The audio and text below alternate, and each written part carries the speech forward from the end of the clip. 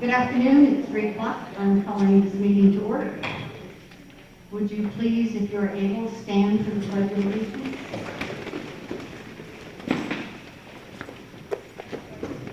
To the flag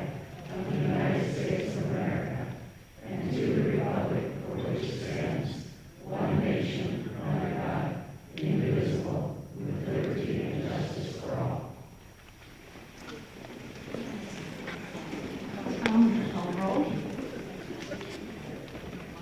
Anderson? Here. Josh? here. Duffy? Here. French? Here. Judkins? MacArthur? Here. Okay, before we get started, I will advise you that this meeting is being videotaped without the consent of the board. The recordings is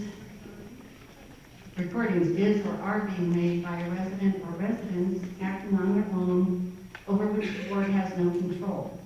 SBCA does not have anything to do with recordings, is not responsible for the content, quality, or editing of the recordings, or the dissemination of the recordings, and does not bear any liability for any damages or issues that may arise from the recordings being uploaded to YouTube or any other social media that is not safeguarded from view by anyone worldwide with internet access. If you want a copy of the recordings, or you have any issue with the recordings, please take those requests or concerns to the lady at the back of the room, whose name is Sandy, Sandy Seedy. today. I'm sorry, Sandy Seday.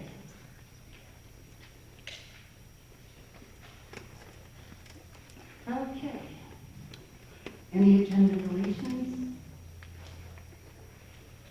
None? Secretary's report. The board meeting minutes of February 10th, 2026 are in your director's packets. These minutes are submitted for your approval.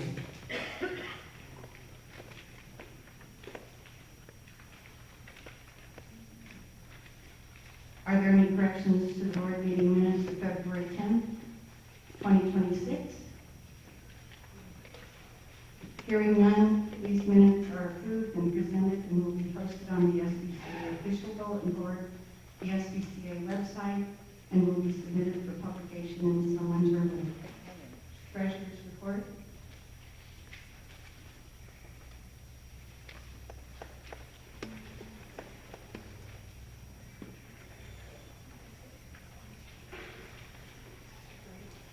Richard? Yep. Oh, The Treasurer's report for February 28, 2026.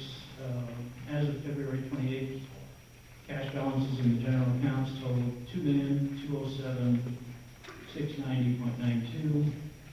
As of January 31st, those cash balances had been $1,905,223.28. So there was a net increase of $302,467.64. As you can see down below, some of the sources of cash, association dues, and then some other fees there. So general operating expenses plus $195,000, with the net increase to as noted above. As of the basically restricted replacement reserve funds, February 28th, we had $2,381,451.52. As of January 31st, that had been $2,362,438.91. So once again, an increase of $19,012.61. Source of the cash, and also through number of sales of 22,000, and some interest income of 1,360.94. And then uses of cash for the South Small Spa Heater, which we approved. That was less 4,348.33, so a net increase of $19,012.61. Restricted capital asset fund accounts at end of February 28th, 2026 was $32,581.99. As of January 31st, that had been at $32,578.12, an increase of $3.87, which was interest income. And that's the treasurer's report. thank you. Manager's report.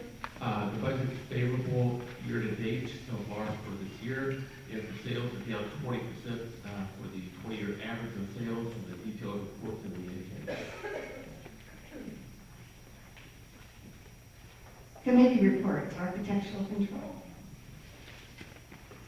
That's me. That's you. That's me. The committee meets every Thursday at 11:30 in the HOA office conference room. The committee reviewed and approved 81 requests, including 30 paint, 11 shingles roofs, 8 pergolas, 5 windows, 4 pavers, 3 doors, 2 each for rock walls, facial soffits, gates, landscape rock, vanilla boxes, sheds, trash enclosures, 1 each for decorative wall, driveway, garage door, gutters, sidewalks, stucco. And the committee declined 6 requests and tabled 1 for more information. Would you continue with community I will. standards? 69 violations notices were issued, 65 for weeds, 2 for rust, off-leash pets, 1 political sign, excuse me, and 1 visible trash bin. Thank you. Buildings and grounds. The Buildings and Grounds Committee meetings are generally held the first Wednesday of every month at 3 o'clock in the auditorium. At the meeting of March 4th, 2026, the committee discussed the following. We reviewed the committee charge, reviewed potential reserve study projects for 2026. We also talked about the replacement of 10 card tables in rooms 3 and 4. And we discussed the renovation of rooms 3 and 4. And approved this project and forwarded to the SDCA board for action. We also discussed parking lot improvements at the main campus here. And cost, the estimate is to be developed by the general manager and our maintenance supervisor. Finally, we discussed the pergola next to the Fiber Arts Building. This project would be funded by donations from the Creative Coolers and the SPCA Foundation. And we also approved this project and forwarded it to the SPCA board for action. And the last time on the agenda that day was canvas for the Fiber Arts Building. And this is pending approval of funding by the Creative Coolers. And the report. Budget and finance. The Budget and Finance Committee did not meet last month.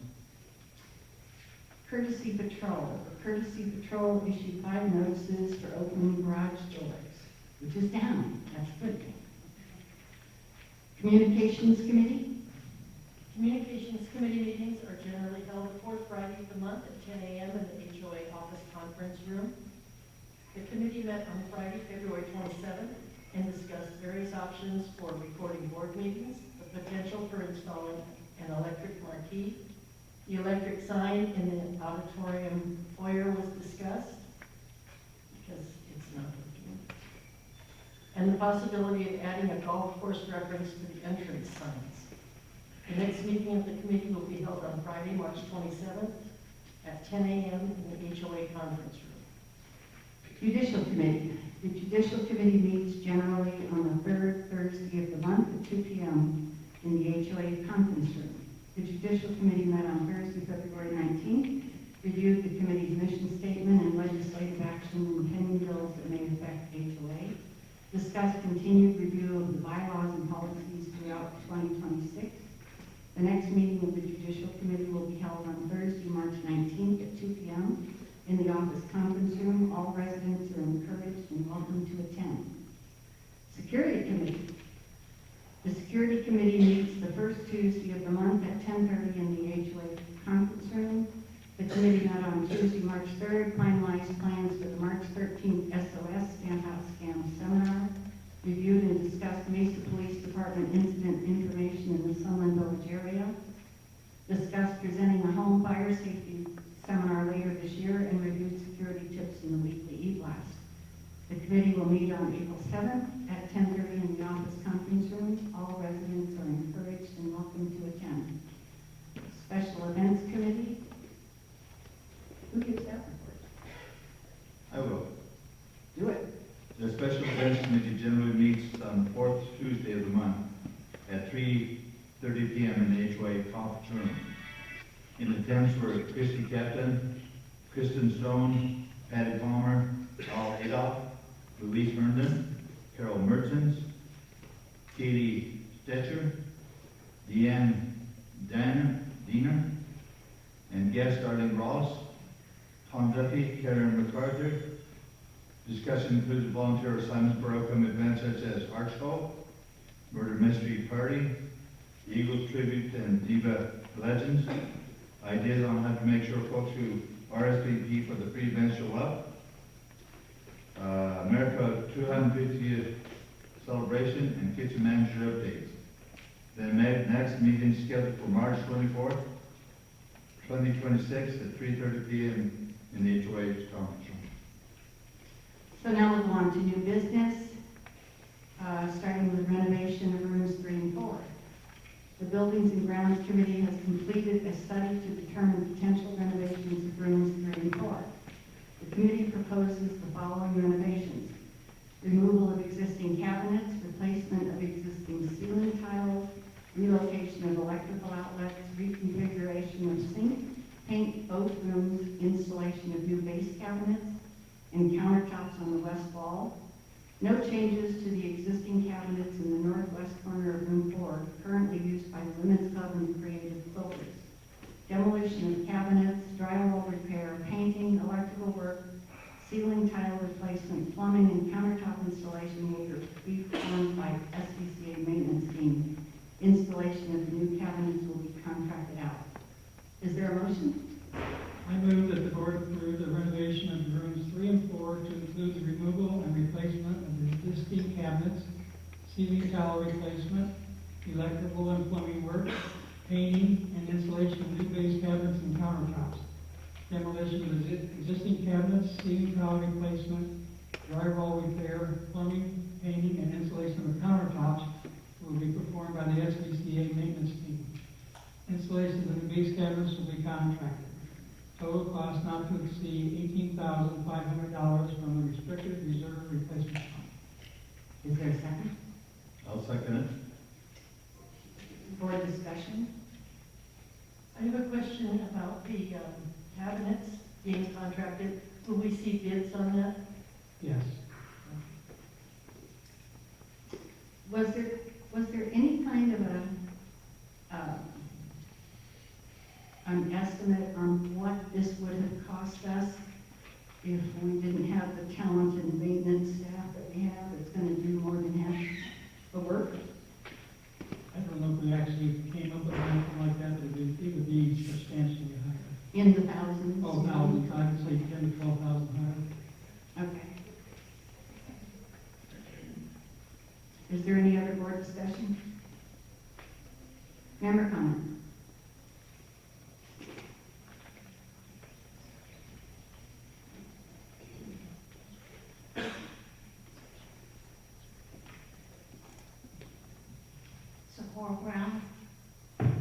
Socorro Brown, 5108 East Forge Avenue.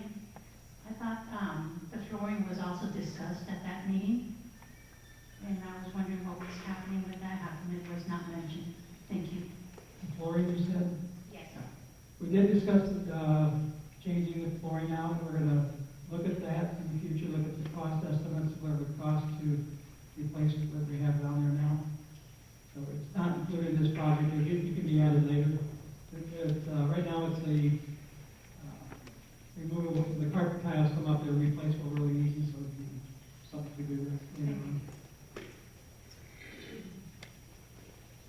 Any other member comment? No? Tom Caldwell? Anderson? Yes. Dodge? Yes. Duffy, yes. French? Yes. Jeffkins? Yes. MacArthur? Yes. Motion passes 6-0. Pergola in the seating area next to the Fiber Arts Building. The Creative Quilters have proposed that a 14 by 14 pergola be installed in the seating area next to the Fiber Arts Building. The total cost of the project will be funded by donations from Creative Quilters and the Sumner Village Foundation. Was there anybody within the quilters who wanted to present that or come to the table on that?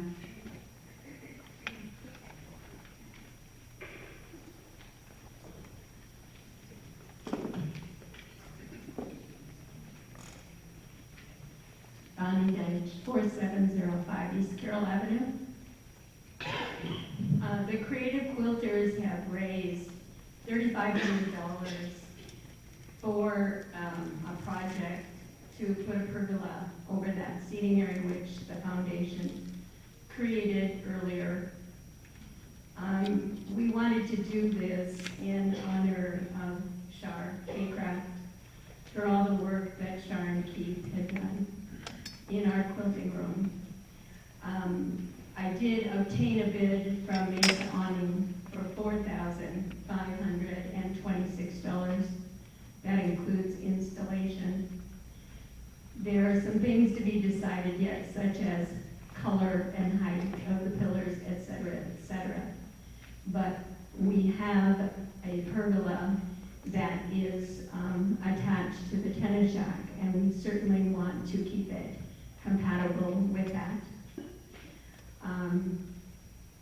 The additional funding required to fund the project, Randa Van Kirk indicated that the foundation was willing to contribute the additional funding, and perhaps she would want to speak to that. I don't have anything more to say. Anyone have questions? No?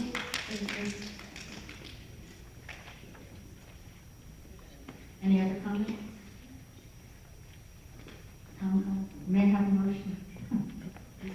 Or did I already? I move that the board approve the purchase and installation of the 14 by 14 pergola from Mesa Awning to be installed next to the Piper Arts building. The installation must be coordinated by the Creative Quilters and Mesa Awning with the SPCA General Manager and the SPCA Maintenance Supervisor. The total cost of the project will be funded by donations from the Creative Quilters and the Sunland Village Foundation. I'll second that. Who did that?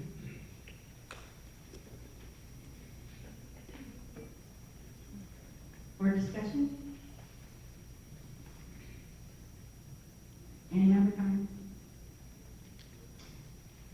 Tom, call the roll. Anderson, Yes.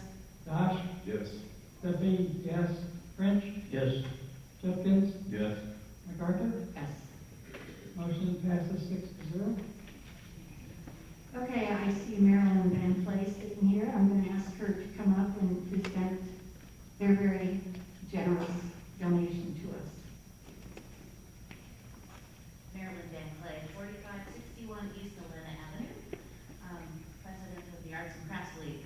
And at the leadership conference that we had earlier in the year, it came to our attention that one of the swimming pools is missing an AED device, which is a highly relevant item in the community in which we live.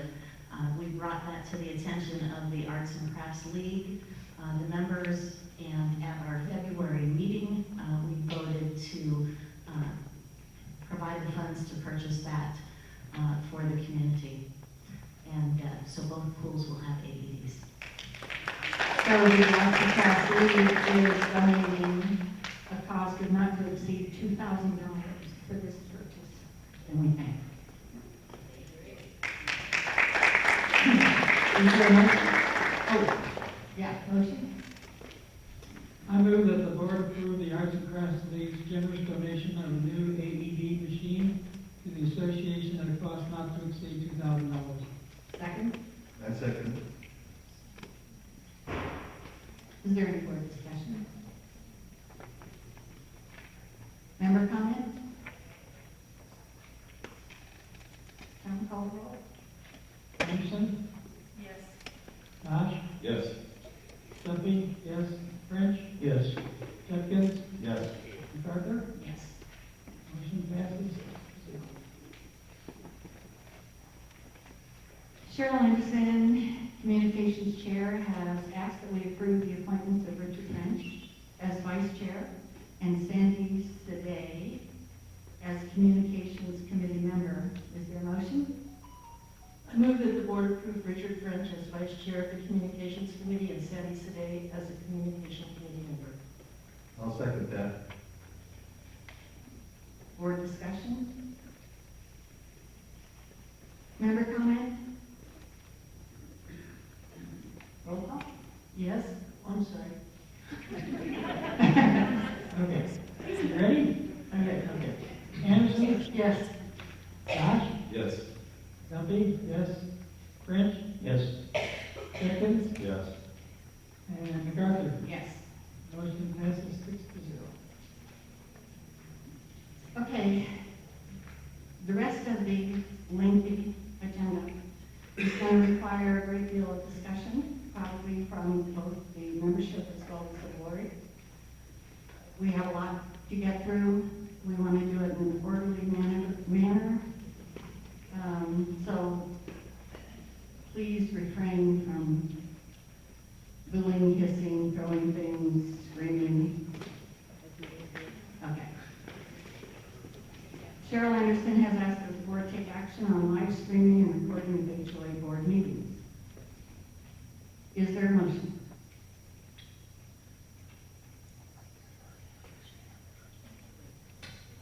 I'll move that the board of directors establish a procedure to live stream and or record all regular and special session meetings of the association's board of directors meetings. Recordings should be made accessible to all association members through an online platform such as the HOA's website or member portal within a reasonable amount of time after each meeting.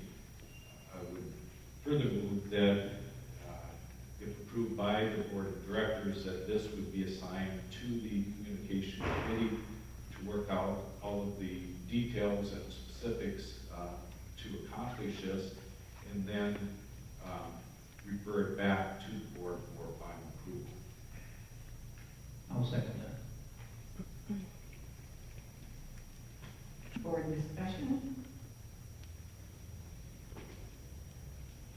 Well, As I guess it's the elephant in the room here. I think it's time for us to do this because it's something that most boards are doing these days. And if you look at the school boards, for instance, in the city of Mesa, Tempe, Chandler, Gilbert, and Apache Junction, they all live stream their meetings and have them recorded so people can look at them later if they can't get to the meetings. If we look at city councils, in Mesa, Tempe, Chandler, Gilbert, and Apache Junction, they all do the same thing. Sunland Village East also live streams their meetings. Theirs is on a program, I think, that doesn't allow them unlimited time. I watched their candidate forum, which was very interesting to watch someone else's candidate forum. And it cut off before the end of the forum. So we want to definitely get something that goes through our entire meetings. So I think it's time that we join the 21st century, and everybody then can listen to the meetings at their convenience. If they can't get to one of our meetings because they have a doctor's appointment, because they're taking care of somebody at their own home, because they're handicapped and don't find it easy to come down here, then they will be able to get to that recording of the meeting at a time that's convenient for them so they know exactly what happened and what we're doing on their behalf.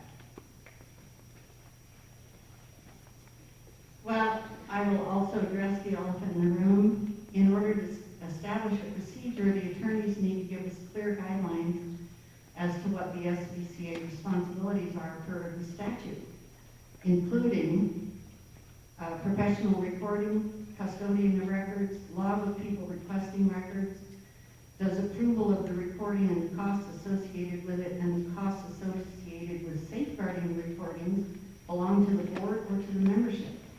Buildings and Grounds needs to be involved to determine if we have the audio-visual equipment to do the recordings, and if not, what it will cost to get vendors to submit bids to install whatever needs to be done. Live streaming and recording, I don't see any reason to do recordings if we're going to do live streaming. And Sullivan Village East, I think she mentioned they do it. Trilogy does not, Apache Wells does not, Leisure World does not. Most of the associations out here do not, and we are not the city of Mesa or any quasi-judicial organization, and we are not bound by what they do. I don't think this is ready to be voted on, and the judicial committee would have to be involved also in it before it comes to the board.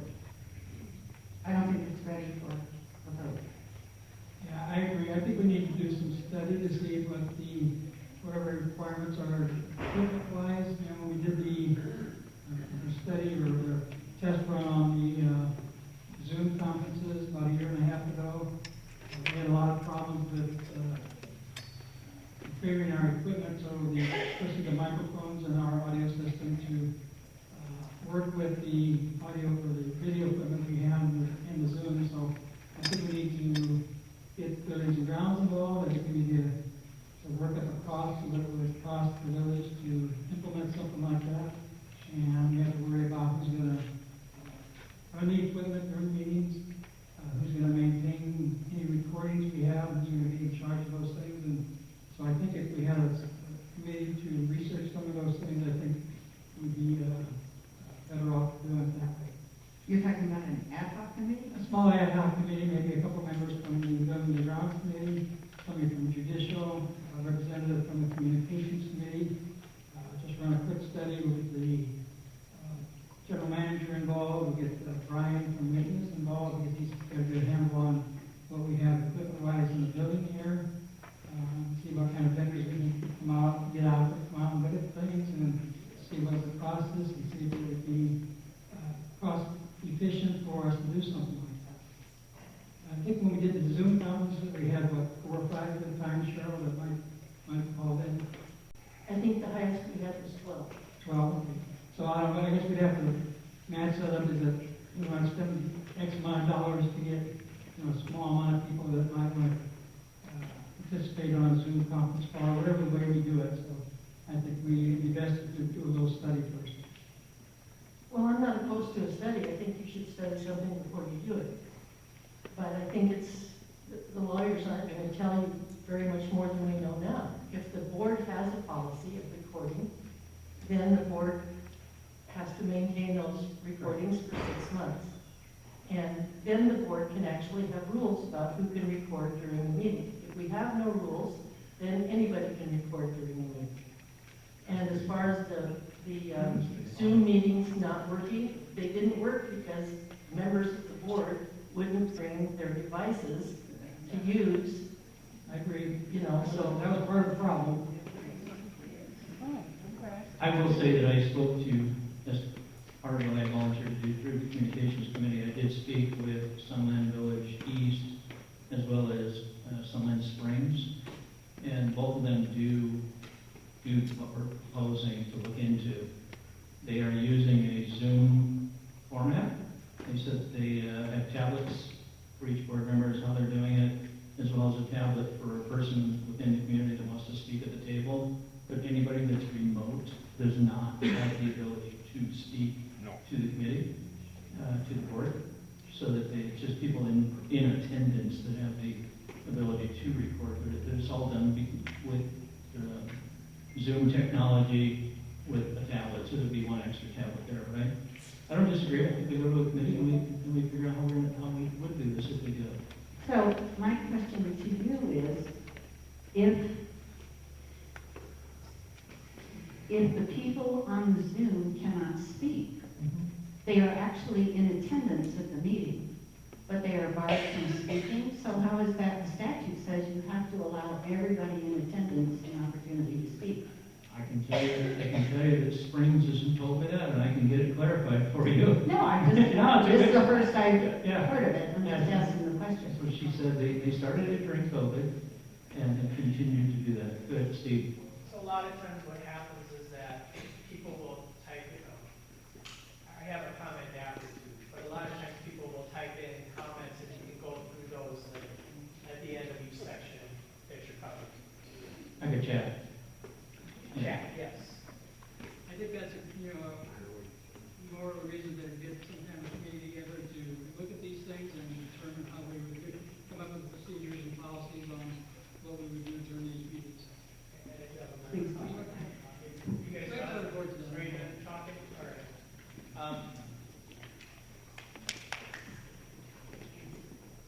All right. Steve Bennett, 4620 Delta Avenue. I think this is a very good idea. Since I've lived here for the past 6 years, the number one complaint I've heard from people is lack of communication, lack of transparency. And I don't think any of that's done on purpose. I think this goes a long way to addressing that. And so I think it's something that the board should seriously consider. Now, I take both of your comments, you know, they're very good comments. We want to do this the right way. We want to make sure it's done in a way that, one, it's cost efficient, and two, it's beneficial for the community. So I think all of that can be realized, and I do think the Zoom platform, it does it for corporations, it seems to do it for some others. But I think that would be the reason, not necessarily that there's a great cost benefit to it, just because it addresses the communication and transparency part.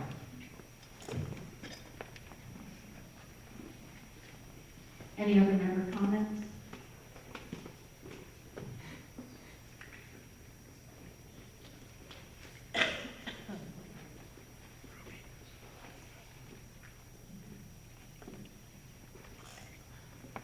Susan Miners, 4733 East Edgewood Avenue.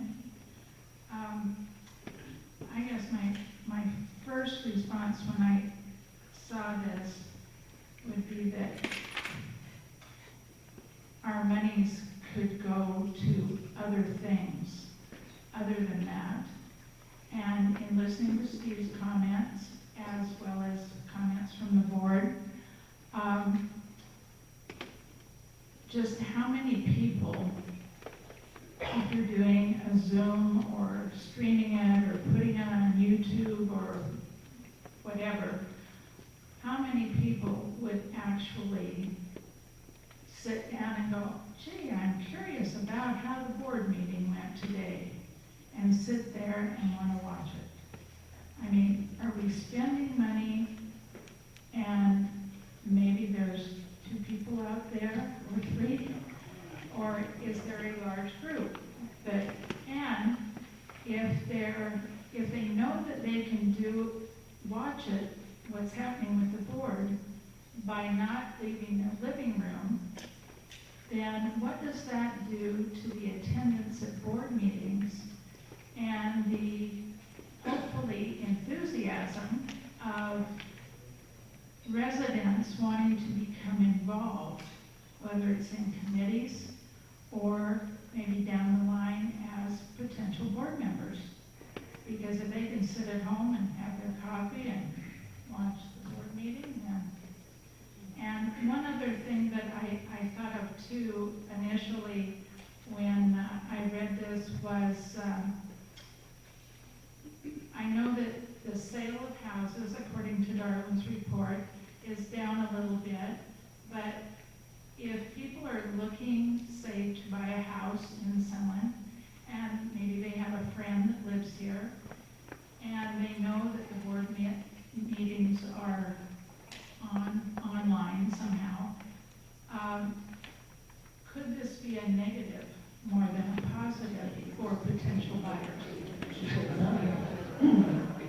No, I'm just saying as far as, Let me answer your question about the number of people that might use this. The first board meeting that was recorded had over 400 views. The second one, I think it was 275. So people are looking. And how many of them live here? According to the statistics that I can see, because I own the YouTube channel, 98% of them are from Mesa.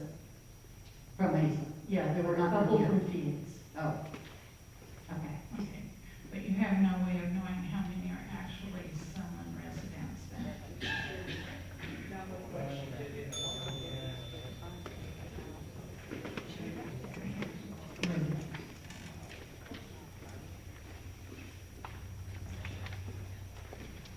Hi, Sherry Fritzy Harris.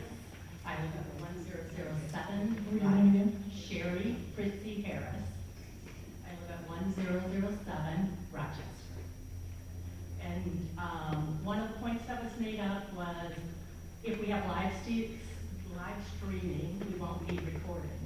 And I don't agree with that in that live streaming would mean you'd have to be there then at the time and the place. You'd have to be available then in order to take in a live stream versus, recordings you can watch at your leisure.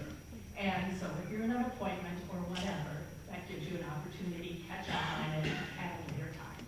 So I don't think that's a reason, not just because you have live streaming, you shouldn't also have recording, my opinion. Next, we talked about creating a committee to do this. My question would be, I don't know what the charter is for the communications committee, but it sounds to me like developing this tool fits right into that communications committee, and I would think that maybe that would be the place to start and charge them with kind of a proposal for how this all looks. Somebody mentioned the expense. I mean, I came from the corporate world. We did this all the time. The expense of doing this is not that high. I agree that we need to keep this place current, and certainly having this type of transparency and this type of communication is right in line with all the trends. You see them everywhere. I mean, who here hasn't attended a church service online? I personally do all the time. The other piece of it is we also want, not all of us are year-rounders. So this would give an opportunity to the seasonal people in the summer to attend a board meeting. So I think it's a very good idea, and I think we should move forward.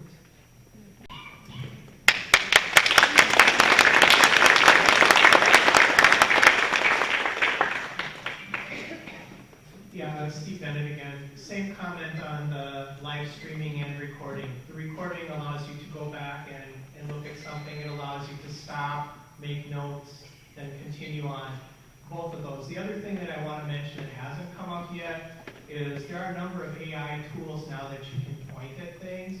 And if you're wondering what happened at the board meeting, they can take an hour or so meeting, summarize that in about a minute, and you can look at it and see if there's anything interesting for you to go to. So that'll allow you to zero in and look at the part of the meeting that is important to you. So I think just as we start to continue to see technology go forward, that things like this are going to become more and more valuable to us as a community, just to kind of, so everybody knows what's going on.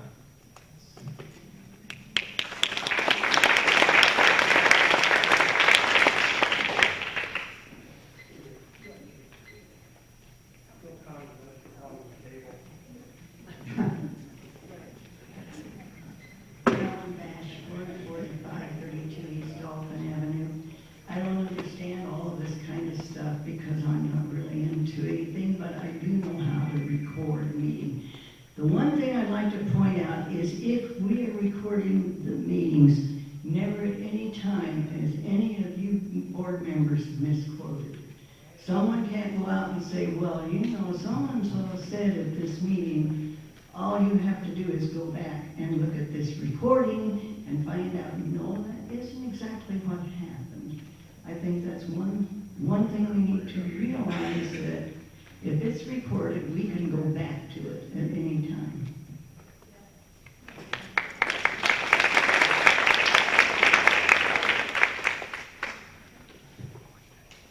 Any other comments?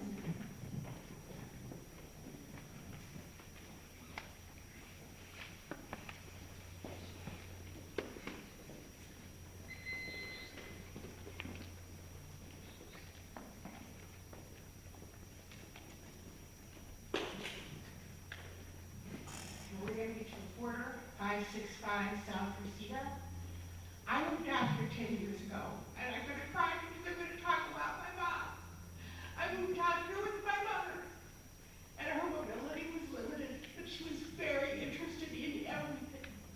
And she would never have missed a board meeting if she was able to get it recorded, and when she could watch it on her television or her iPad. And I'm speaking for all the people who are just like my mom, who are living here right now and isolated and not active, but still really care.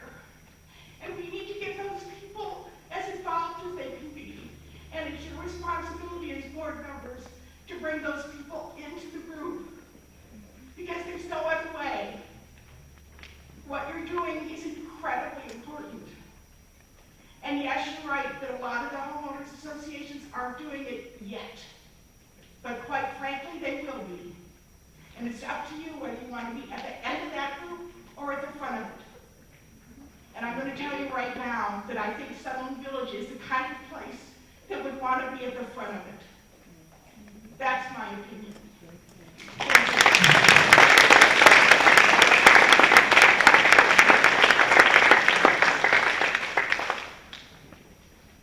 Any other discussion?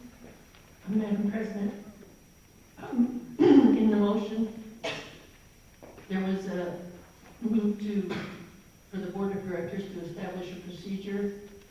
Perhaps that could be amended to the board assigning to committee or committees to establish a procedure to come back to the board. The motion has been made and seconded, and it has to be acted upon unless it's rescinded. You can rescind it and make an alternative motion. Madam Chair, I'll rescind that motion. You, And, yield to the alternate motion. and that motion is? That the board approved moving ahead with this, but it be referred to the Communications Committee and to establish procedures, policies, costs, make sure it complies legally with what we need to do as far as record keeping. As you know, Communication Committee meetings are open, so if there's someone from the your committee, Madam Chair, that wants to attend and provide input. But I think we need to move ahead. But anyway, that's the alternative motion, is that we refer to the Communications Committee to look into this and establish those policies, procedures, costs, and legalities, and then bring it back to the board for final discussion. It would come back to the board, it would have to go through judicial also. I would like to make another alternative motion before your motion is seconded. Okay. I would like to move that the Board of Directors appoint an ad hoc committee of 5 members to include members from Buildings and Grounds, Maintenance, Communications, Judicial, and the Board to study the feasibility of having the SBCA record all open meetings of the Board and make recordings available to SBCA members upon request in accordance with ARS Section 33-1804. This study is to include attorney guidance as to all legal requirements to be met by SBCA, an investigation as to obtaining professional quality audio or videotapes and the cost thereof. I'll second that.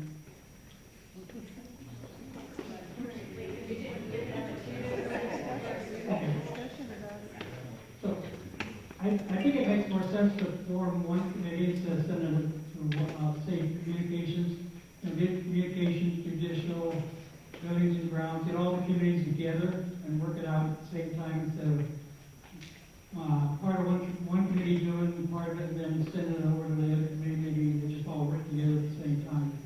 I think it'd go smoother, I think it'd be faster if all the committees work together on it. I guess, Tom, I would be agreeable to that if we could provide, say that we're going to meet within the next 30 days so that we have something to bring back by our April board meeting. Otherwise, I feel that we're just going to get. So, Tom, we need to assign the person to lead that ad hoc committee. Yeah, and I think, Would that be a board member? if they're a board member, I think we could sign up, communications, they can take the lead on it, and somebody from judicial. And we get Ryan involved also, for maintenance and judicial, and we can get a meeting together sooner than, before the next board meeting and start the process. I don't know how long something like this would take to get everything put in place. I think everything's pretty well established. This isn't a new mountain we're climbing here. Yeah, I know. We have a personal resident here that's already recording these and posting these and doing it for almost nothing. So, I just don't want this to be bogged down in meetings and red tape and 6 months from now, we're still debating whether we should be doing it. We have, like I said, it's being done already right now by a private resident. So I would be in favor of that motion, Madam Chair, as long as we say that the committees must meet within the next 30 days, this ad hoc committee, and we report back to the board for our April board. I'd like to suggest that it's more than 5 people, though. I think that between the committees that we're talking about bringing people from, as well as potentially a couple of people within the audience here or members who would be valuable assets on the committee, I would think that this committee should be a size of closer to 8 to 10 people, but that's just my thought. I think most of our, either the bylaws or the policy specifies committees of 7, so 7 seems to be a good number. You want to see this now? One more member comment. I guess what I'd like to suggest is to find the best solution that works, kind of technology, what can we do, and then bounce it back against these other committees that would say, what is prohibiting us in the bylaws or legally or whatever from doing that? Because I think that allows us to potentially get to the simplest solution the fastest.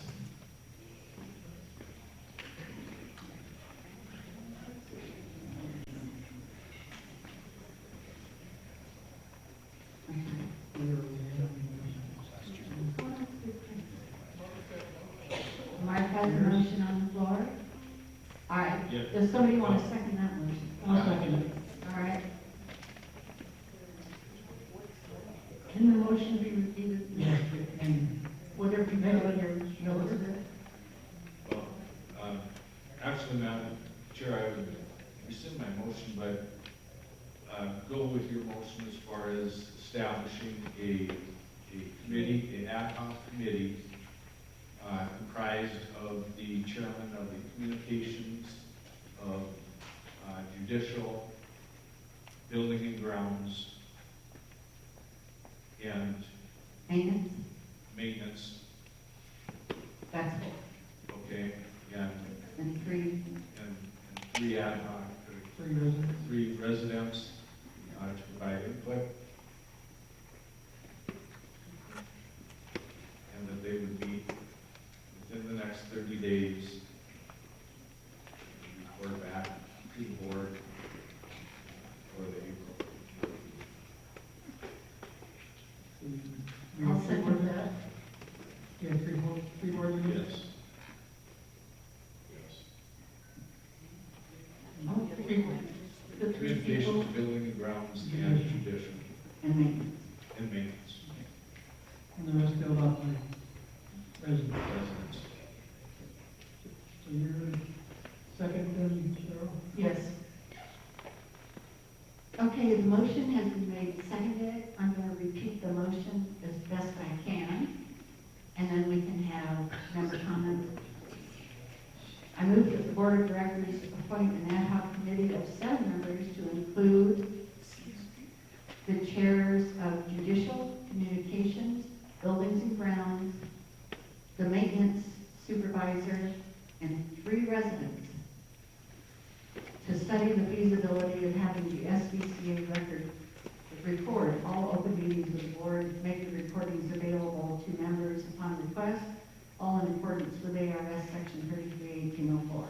The study is to include attorney guidance as to all legal requirements to be met by the SBCA, an investigation as to obtaining professional quality audio or videotape and the cost thereof, and a report is to be made to the board within 30 days. Is that right, Mike? Yes, for April board meeting. Okay, at the April board meeting. Any member comment?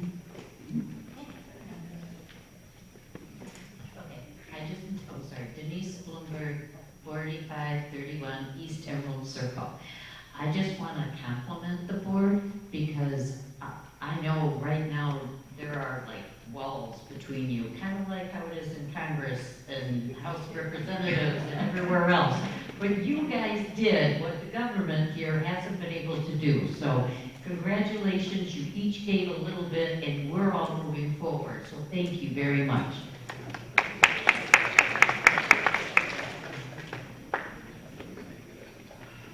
One down, 8 to go. Oh, sorry. Thank you, Chair. Paul Miners, 4733 East Edgewood. My question was that I was going to get up and ask where we were headed, but it seems like we've got to put together. My only opinion on this is that the ad hoc committee should be put together with people who have the expertise, like Steve Bennett, knowledgeable what's going on or how the new industry is, but also non-biased people to make a good judgment on what they find out and proceed, have the information and put it in a package.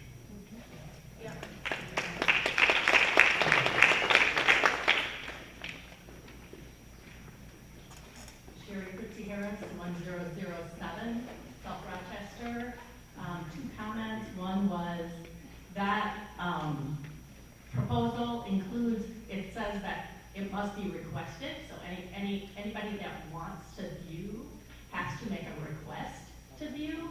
That doesn't seem A, state of the art, B, feasible, C, timely, so that feels like that portion of that should be struck from that amendment. The second thing is a question on how will the ad hoc members be chosen. Just, I would like more information.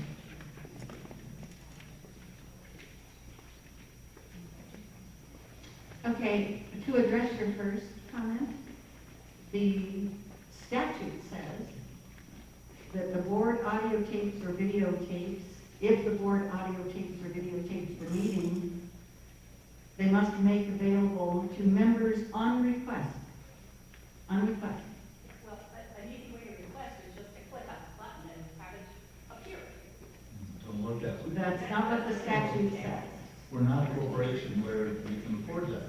And we also have to have a log of who has requested it and who it's been given to. So I'm talking about Arizona law. I'm not talking about our documents. I'm talking about what is the Arizona law.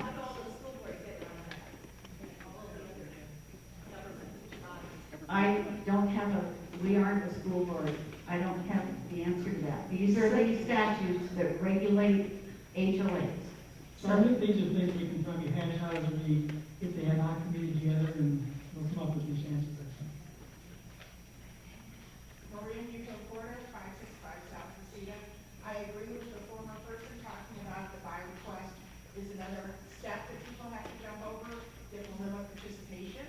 Now, I understand that there are state statutes that limit that, but I think the committee needs to look at how the other different boards, including the other HOA boards, get around that. Because I don't think it's a reasonable request for people to have to individually request the opportunity to watch their own board in office. I think that's a little ridiculous, and I think it may be time to fix that. Now, that's a state statute, we can't go through the state, but we can find out how the other HOAs get around that issue, because I'm sure they're not making people wait for a request to get to watch their board meetings. I strongly suggest that the committee takes a look at that too, and you put that in motion, because it's very important. It is not something to blow off. I don't think I'm going to amend the motion itself. I think that's going to be part of what our investigation will entail, and it's a very good suggestion that we talk to other HOAs and find out how they are handled. I'm not going to amend the motion.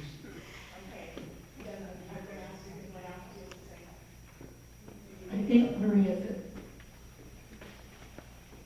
there are HOAs that have this available online, and I looked at Sunland Village East HOA meetings, so I know that that happens. I don't think they're violating any laws, but we'll look into it in the committee. I will be visiting each of those nights that are there, some in Village East and some in Springs. I'll be visiting each of them. I've spoken to them each on the phone, but I've asked to come and meet to see how it will be. And I'll make sure that I ask how they're doing it on a daily basis.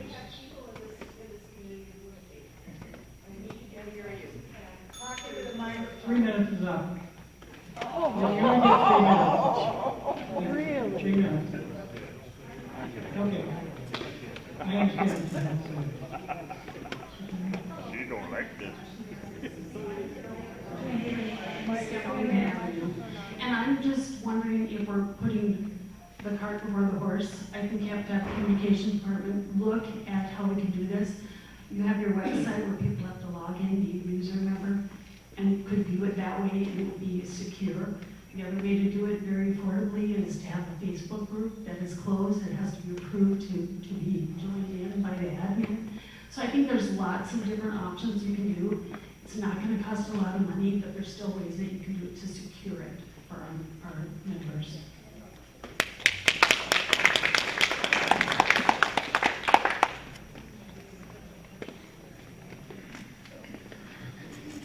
Paul Miners, just make it real quick.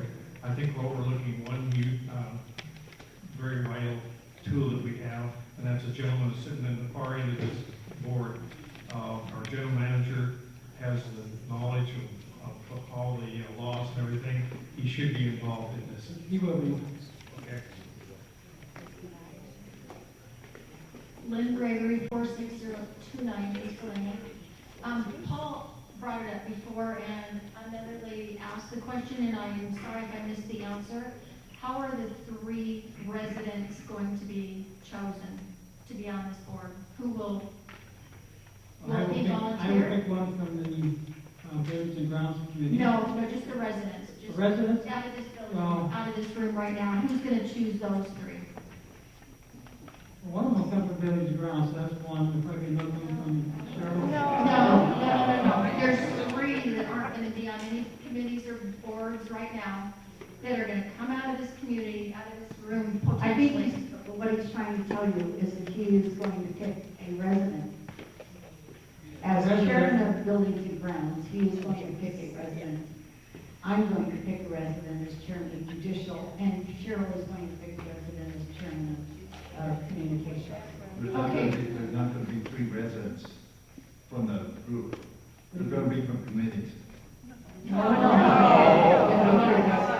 Okay, 3 residents. 3 residents. Okay, as chairman of the Buildings and Grounds, I would pick Steve Miller. He belongs to Buildings and Grounds. He's a resident. Okay, that answers my question, so That's how I would pick that's mine. satisfactory. Cheryl, I don't know how much input you would have on who you would want on this committee. Call me if you want to be on the committee, I'll pick somebody. Yeah. I just want somebody that's open-minded and willing to look at things And has, forward. and has some expertise in this sort of thing. Okay. And that's what I'm looking for. You know, Steve has a lot of expertise, so we're looking for maybe one additional person that has IT expertise. Okay, that's great. Thank you so much.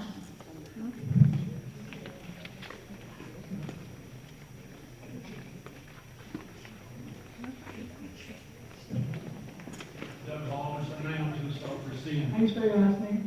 Halversson. My comment is this.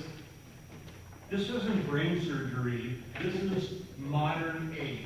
This is communication. This is honesty. This is something that you as a board should just hug. I mean, this is it. There's so many rumors going around this village that if you don't think the way certain people think, it's not going to get done. There's a wall up, and you're creating it. Break the wall down, let's get this going. I mean, people who have hearing aids, this is nothing to do with it, but my hearing aids the guy tells me how long a day I wear them. Everything is documented, everything is AI. Let's get up, let's get back into the real world. This is not, well, I said it, thank you.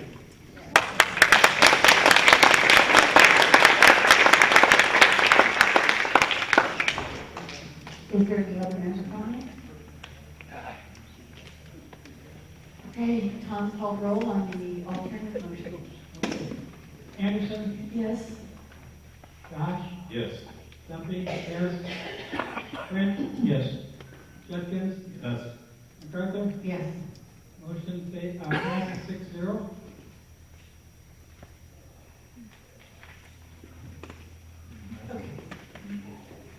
This is mine.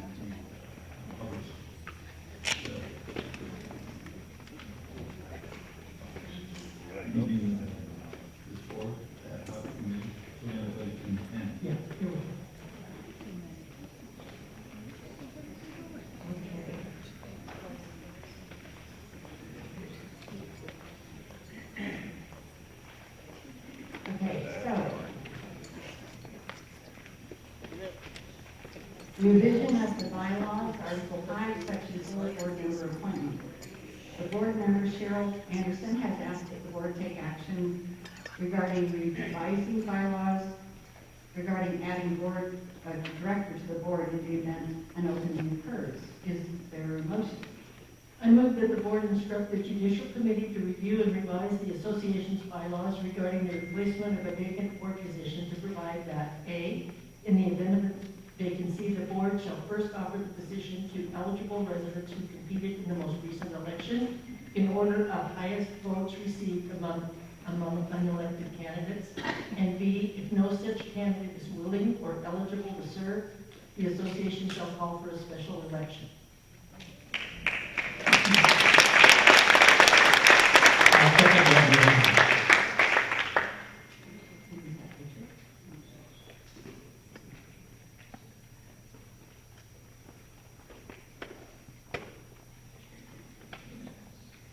Is there board discussion? I would just say that I'm in favor of this. It seems to me that since our last election, there's been a lot of turmoil, a lot of angst by a lot of people, not only on the board, but our membership and our community. And one way around this is to simply do what this motion is requesting. We just had the election, and shortly thereafter was the board position. And how easy would it have been just to take the next one in line and say, here you are. You were vetted.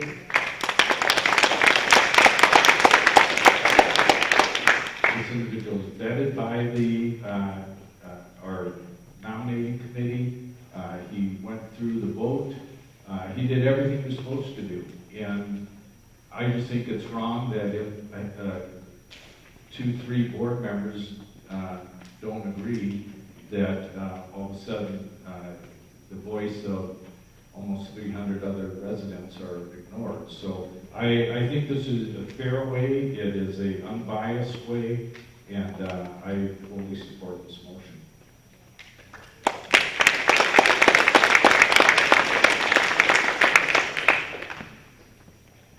Any other board discussion?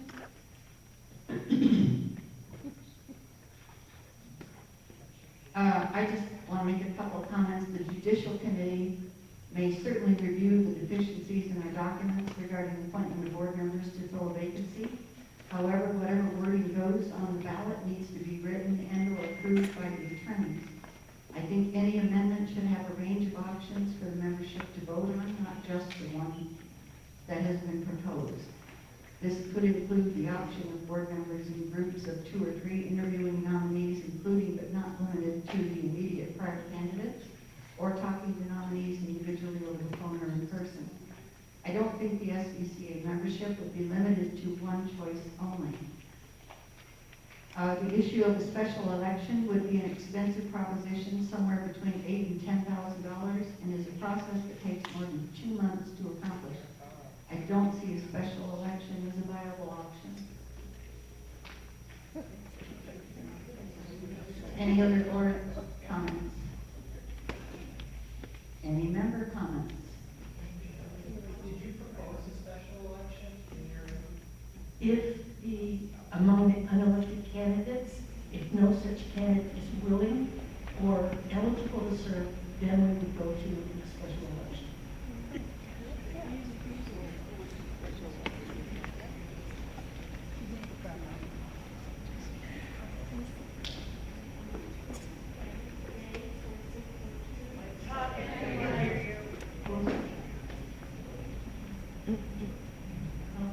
Sandy Segay, 4642 East Escondido Avenue.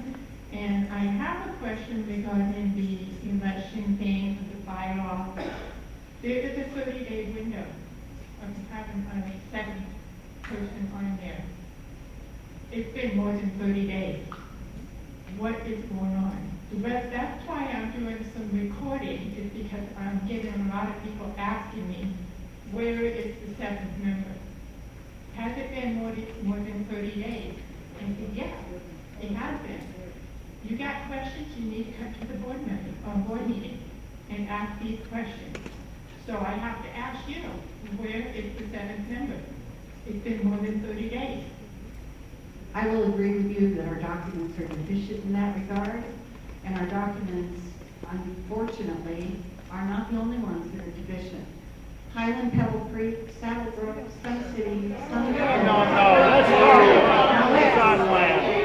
wait a minute. You certainly were interested in what the other areas were doing on other motions. But you weren't. This is just as pertinent.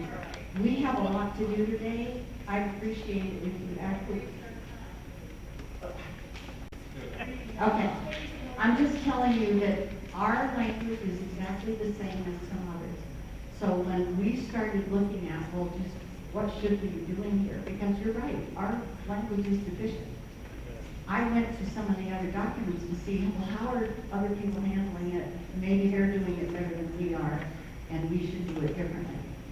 What I found is what I was told, that their deficient wording is the same as our deficient wording. I have no problem coming up with some protocols. I would love to have had those protocols this year.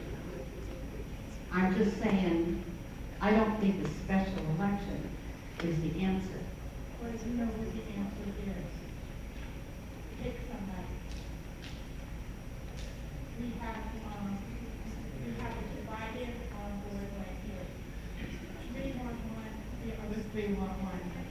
The one that you got kicked out. My understanding is the court did not want that position.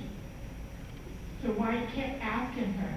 She had a chance to run for the last 3 years. She did not want to do that. Okay, that has not been where the discussion ended. But the bylaws that you've been talking about is the Sunland Village. Yes, I It's understand. not Sunland Village East, it's not Trilogy, it's not all these elements, it's our community.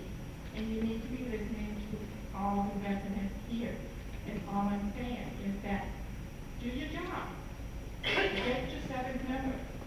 And let's get rolling. You're getting a good start today. Let's finish it. Thank you.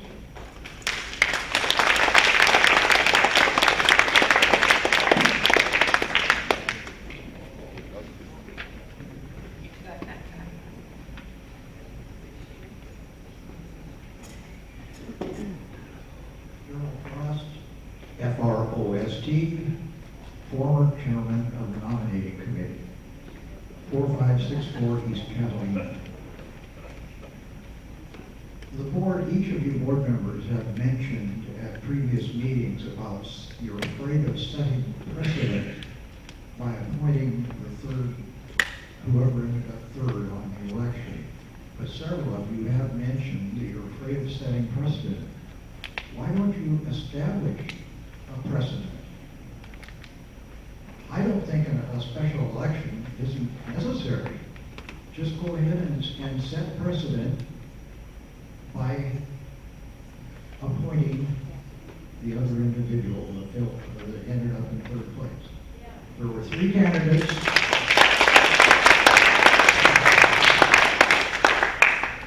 There were 3 candidates that were nominated by, or suggested by the committee, and all 3 went through the rigorous process of qualifying. And the third resident, who finished in third, was very well qualified, went through the process properly, and it's time to appoint that person. I know that comes up later on in the agenda, but that person needs to set the precedent, I think, in my opinion.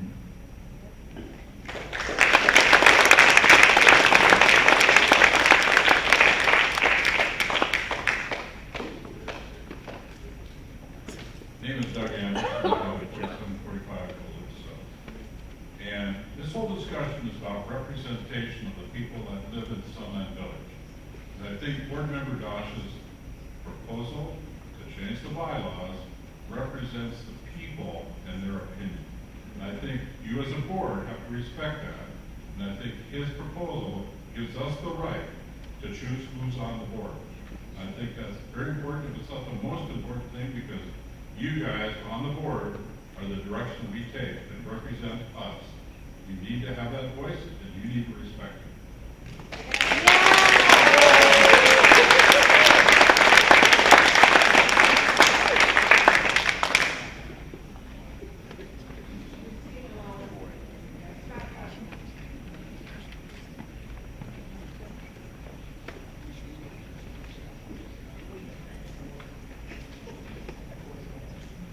I watched the board meeting where this was first What's your name discussed. again?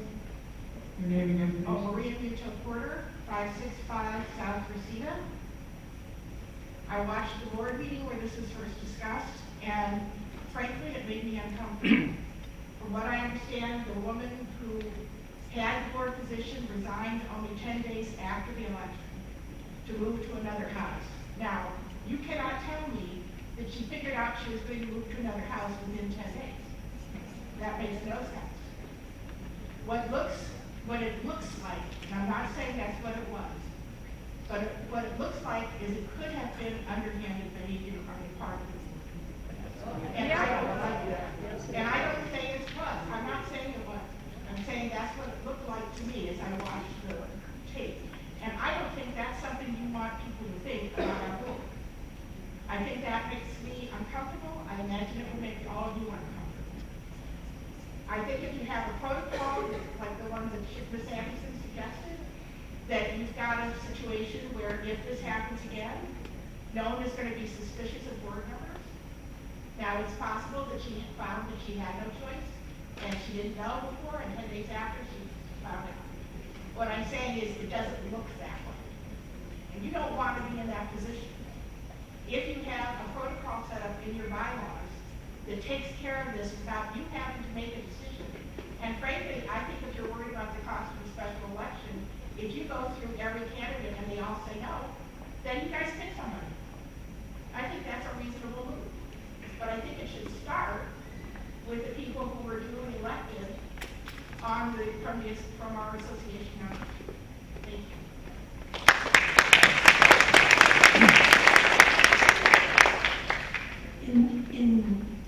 In what I was thinking when I brought this motion forward, the special election would be a last option. We don't want to do that, it's expensive. But if we have this first option to look at, if you have 3 positions open and only three people run, and then somebody comes off the board, there's not a 4th person to look at because they didn't run. So the option of a special election would only be in a last case scenario. Hello, my name is Rick Kramer, C-R-A-M-E-R. I'm in 659 South Rochester. And I just got one question. Why are the 3 people that are against this guy, what is your reason?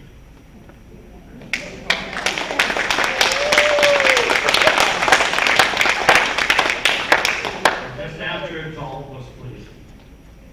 Remember transparency. They're not a yes.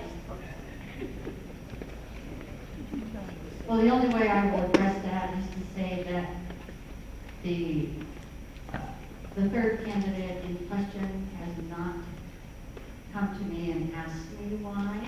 Oh my If he does, I will be happy to tell you.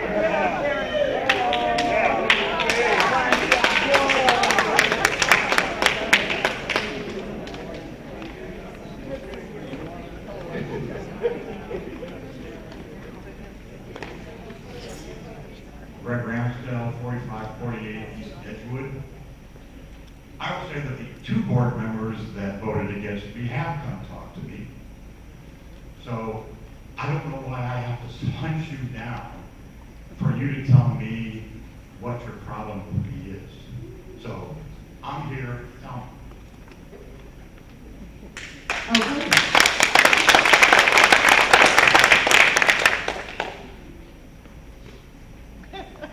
You have, by your own words, expressed that if we don't like the rules, we should figure out a way to go around the rules. And you did that last October. And that's not the management style I'm looking for in appointing their board members. And I voted for you. You voted for it? Wow.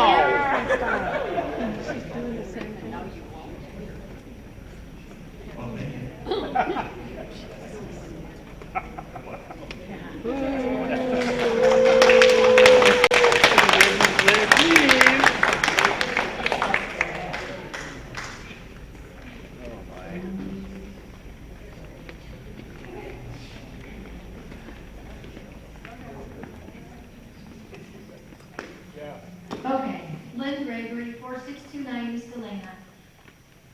It seems to me that it's beyond clear who this community wants to take the open seat on the board of directors. Is there any question in any of your minds who everybody in this building wants to take that position? Anybody? It's clear, right? Why aren't you listening to the residents? This is not your job to handpick the board. This is up to us to choose who we want to run our community. You guys, this is clear as a bell. When several people have gotten up here and said, is this how you want to be seen? Is this how you want to represent this community? It doesn't look good. I think it's very, very clear that everybody wants Greg in this position. And for some reason, we're getting nothing but resistance from the board. You guys can't decide. I'm asking you to please listen to the residents and do what's right.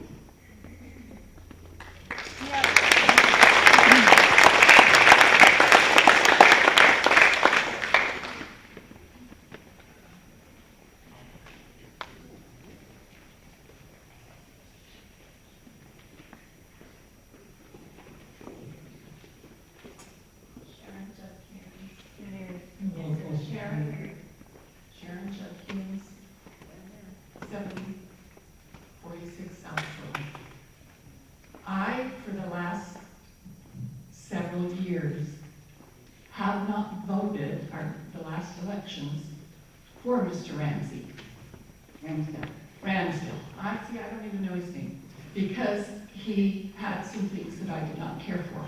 So this place is not 100% for whoever. I don't even know who the new, I don't know what they call them, nominees or whoever's running. I have not voted, and also take into consideration the votes that were thrown away for the candidate that did move. You had 3 candidates up there that had the most votes. Okay? You take all of those votes and you compare it to the amount that he has. Somebody doesn't want him in there. Right. I'm sorry. You need to look at all labels. Yeah.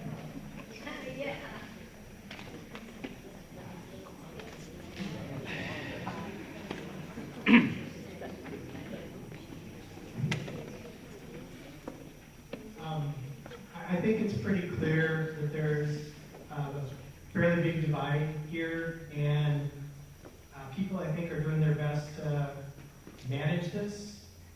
I think being respectful to each other is good for our community. I think we really need to have this discussion, and let's try and have it in a civil way where we don't try to figure out what another person's intentions are, and we just try to get through and, you know, understand what is good for the community.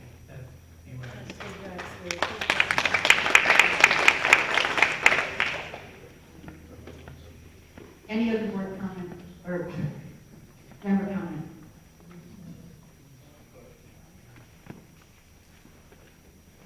I would like to say, board member, this has not been the funnest couple months for the board member. It's caused a lot of stress for myself and other board members. We're trying our best. For some reason, we can't come up with a candidate that all six of us can agree on. We have three candidates, or three board members that relied on past precedents. There was past precedents, as Gerald talked about. We talked about setting new precedents, but there was past precedents that the board, it says in the bylaws that the board appoints a new person for the board. And as I understand past precedent, the board president nominates somebody, and then the board, voted whatever they thought should happen. And for some reason this year we just can't do that, but we've tried very hard to get it done. It's not that lack of effort to get that for the board members. I, for one, I'll be glad when it's over. I'll be glad to have that seat down there filled, and we can move on and be more constructive as a board. It's over?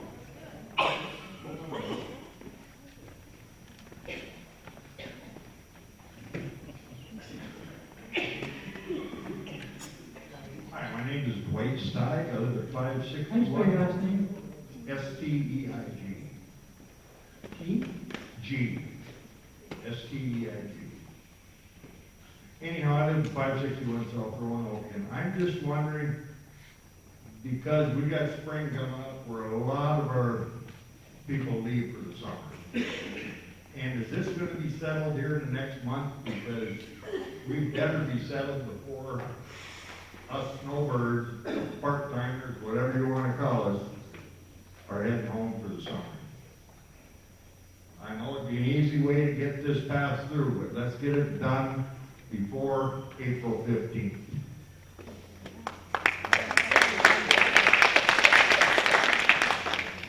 I suggest we vote on the motion and send it to committee. When it comes back, the board can either approve or reject what the committee comes up with. What's that committee? So once the judicial comes up with a proposal, then it has to go on the ballot in January. Right. Well, it has to be passed, By it the has to board, be then passed by by the the board, board and then on the ballot in January. on the ballot. Yes, the people will ultimately decide. Correct. That's all we're asking for in this motion. Are you willing are you willing to take out of your motion the requirement that calls for a special election? No. Okay. Tom, call the roll. Anderson, Yes. Dodge, Yes. Duffy, no.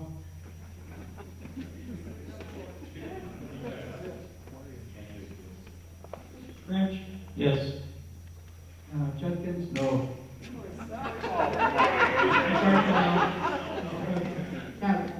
Okay, 3-3, motion fails. Okay. Yes, I would like to make an alternate motion. I move that the Judicial Committee review the SBCA bylaws regarding appointment of board member to fill a vacancy and make recommendations to the board as to the procedures for effecting such appointment. We already have that. I'll second. Comments? I guess I don't understand why that's any different than what we hear. We know there's an issue, this corrects the issue. So I don't know that judicial is going to have any other magic answer. The difference is you are saying instruct the Judicial Committee to do A and B. You haven't given them any leeway to do anything else. And I asked her specifically if she would take out the specification for a special election, and she said no.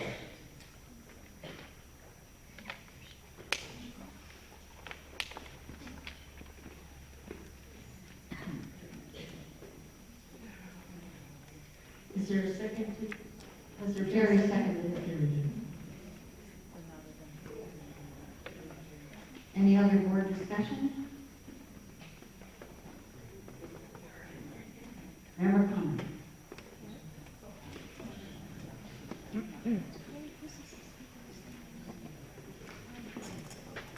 I would like to end this conversation board as well as on the floor.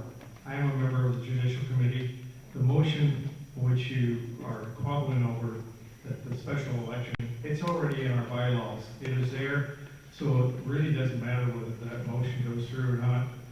We need to discuss and decide as a Judicial Committee what's right when we come up with this situation again and approve it so that everybody has the right or has the opinion that has done the right thing. So we will change the bylaws accordingly, then residents will vote on it.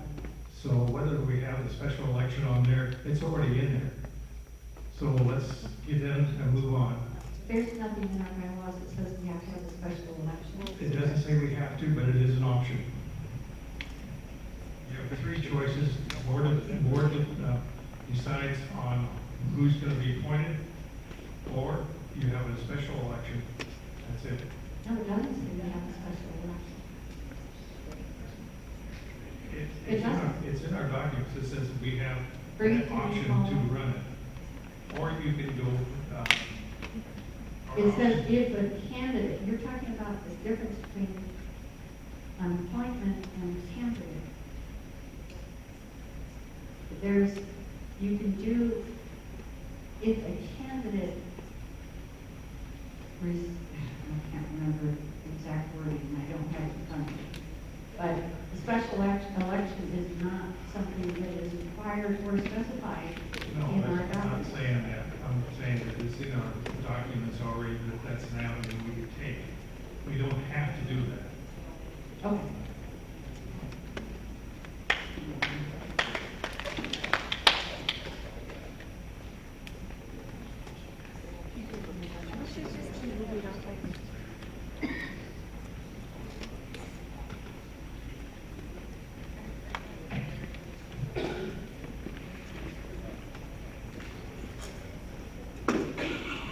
My name is Janine Dorr. I live at 4708 East Florian Circle.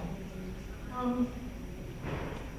think I speak on behalf of many Sunland Village Association members in expressing extreme disappointment with the board leadership and failure to rectify the vacancy left by resignation of Chris Atherton. The conduct of board leadership, specifically President Karen MacArthur, has led to the lack of decision in this matter, as well as conflict, community discontent, and an overwhelming lack of trust in her ability to lead the board in an effective manner to come to some consensus. Just to recap recent events leading to this discontent, prior to this meeting, a vacancy occurred when Chris Atherton resigned just 2 days after the January election of officers. Despite the date of resignation, it's clear to everyone, as mentioned by the previous speaker, that former President Tom Duffy and current President Karen MacArthur were well aware of her pending resignation prior to the January 16th election of new board members and prior to the election of officers. An election is an expense to the association, and it is baffling to me and others why leadership would not have been proactive in this matter. This timing of events, coupled with past history of similar conduct as described at the last meeting, leads to more distrust of this board, and especially board leadership. It's my understanding that Chris Atherton notified her billiard club and any other number of people that she was leaving the community in early December. Her home had been placed for sale, and if it's needed to go into further research on the matter, I'm certainly willing to find out the date she put her house up for sale, the date it was sold, the date it closed, and the date she moved to her new location. So the idea that she resigned 2 days after the election of officers is ludicrous for you to expect any of us to believe.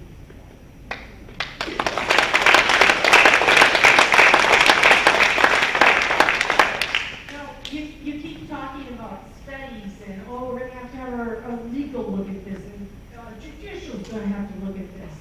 Well, it's quite ironic that the president here, Karen MacArthur, has been on the judicial committee for how long? She is in violation of Article 5, Section 4 of the bylaws. That section requires a director to be appointed within 30 days from the vacancy. It doesn't say may, it says shall. Now, as the president, it's your job to develop consensus.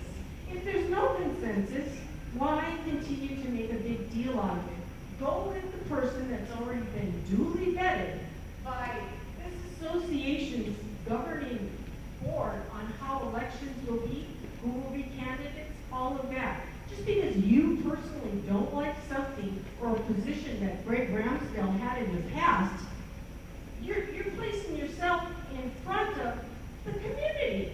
That you're not there to, you're there to represent us. Now, as I said, 30 days have come and gone without the appointment of the new director. Simply could have just been the next person on the list could have gone in. And I'm fully in support of changing any rules, any legal rules that would require the board to do it that way, but there's nothing in the rules that prevent you from doing it that way today.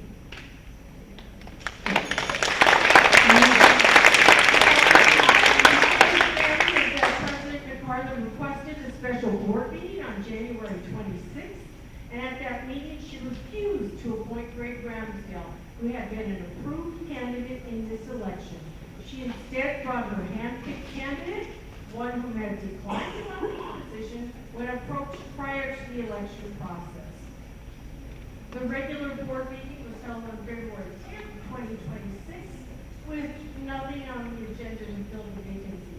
President MacArthur spoke with condescension and stating, Robert's rules of orders are Robert's rules for idiots. When numerous association members expressed disagreement with her failure to appoint Greg Ramsdale, she abruptly adjourned the meeting without proper protocol. Her conduct demonstrates disregard for members' input and is overstepping of her authority. Is your 3 minutes up? Yeah, Yet again, Your we 3 see minutes this is up. failure. Your 3 minutes are up.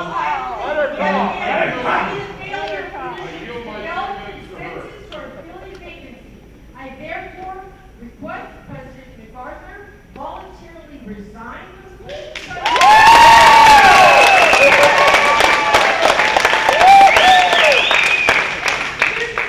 Should she fail to resign, it's my belief that a large number of association members have already begun the signature collection process to initiate recall proceedings.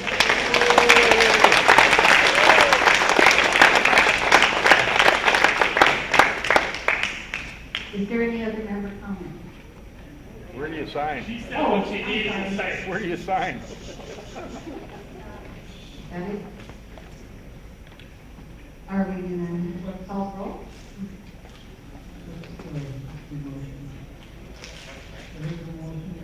The alternative motion has already been made and seconded. Oh, it hasn't?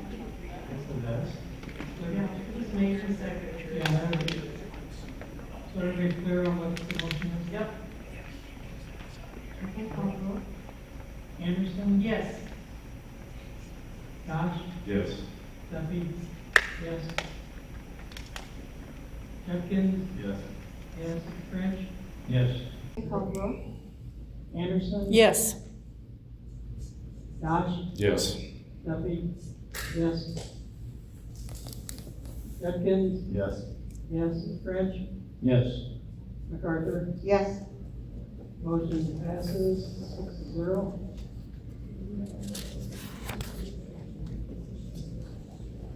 Okay. I'll make one comment before we go on. We do have a 3-minute limit on your comments. So just to give everybody else the opportunity to speak, when we do get out of here sometime tonight, we would like you, please try to stick to your 3 minutes. I'll try not to interrupt. I'm bad at starting the timer, so I don't always know when it is, but I'll be try to be quiet or best I can and not interrupt anybody. Okay? Number 7 again. Okay, number 7, board work sessions. Cheryl Anderson has asked that the board take action on adding work sessions to board schedule as necessary, or whenever at least 3 directors request a work session. Is there a motion? I move that the Board of Directors authorize the scheduling of work sessions as necessary to conduct board business, and that a work session shall be scheduled whenever at least 3 directors submit a request to the board president or secretary. Second. Yep. Board discussion? The only thing I would have to say about this is anytime even if we have a work session, it's a official board meeting, and we have to follow the exact same rules we follow any other board meeting. Any action, you could take action at those meetings because it is a board meeting, so we'd have to be very careful on how we structure those meetings and the frequency we have, the frequency that we have those meetings. You know, the bylaws say we have a regularly scheduled board meeting on the second Tuesday of each month, and we'd have to be very careful on how we schedule those. Well, our bylaws say that the work study sessions may be called by a majority of the board members. I'm not aware of any type of HOA governmental or quasi-governmental entity that allows a minority of board members to govern.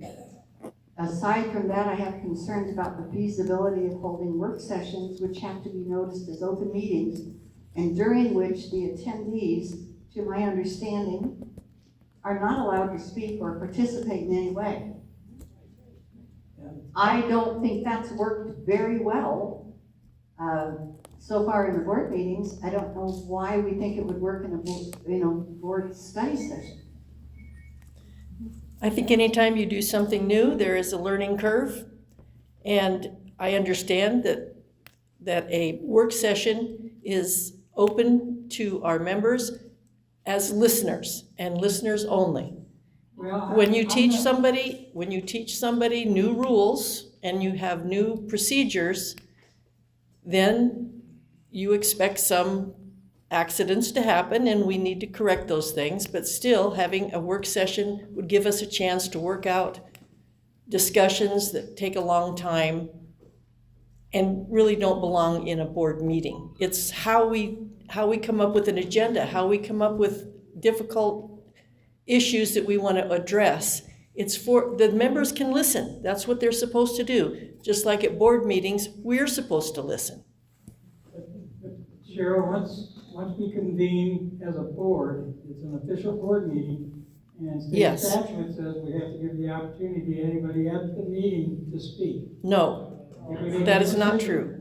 That is not true. And Tom, with all due respect, I'm not sure the full details of it, but when I was speaking with Sunland, with Springs about their Zooming their meetings, they volunteered to me that they actually do this exact thing, that they do work sessions prior, develop the agenda, kind of vet the agenda ahead of time, come to a meeting, and that meeting is then Zoomed. But so it'd be interesting to get more details on how they do it, not what participation they allow.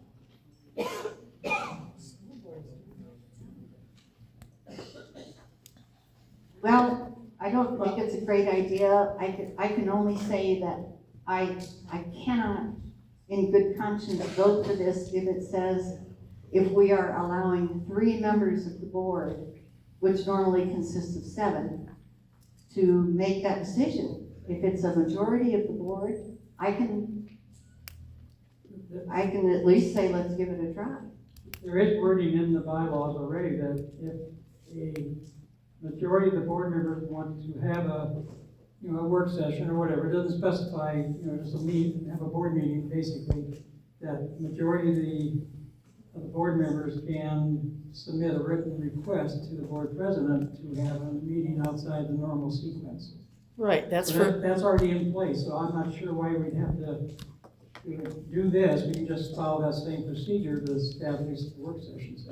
A work session is different than a regular meeting, though. Pardon me? A work session is different than a regular meeting. It's a regular meeting, once we get four of us working on, HOA business, it's a regular meeting. It's an official meeting. It's just my understanding, decisions can't be made at a working session. It's simply to discuss the agenda, what's coming up, so we don't have to have, discussions like some that we're having today here, that some of the stuff can get worked out and we bring it forward. But it's my understanding that no decisions, there can be no action taken afterwards. It's simply a work session. Any action has to be at the regular scheduled board meeting. Well,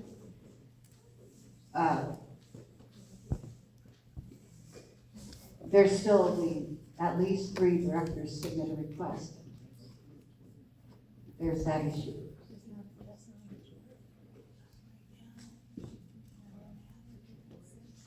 Is there any other board discussion? Here's the statute. So it says any quorum of board members, any quorum of the board of directors that meet informally to discuss association business, including workshops, shall comply with open meetings and notice provisions of this section with regard to what the board votes or takes action. So we still have the notices of the board meeting. The statute says. But it's a board meeting. And I think, I remember what our attorney told us, anytime we meet like that, it's a work session, we convene, it's a board meeting. And that is, according to statute, it gives all the residents the opportunity to speak. So I think that's something we can work out, if we decide to do it, but I think we already have the vehicle in place in the bylaws to call a meeting. I'll tell you what, we need to move along for these people. I withdraw the motion. Okay.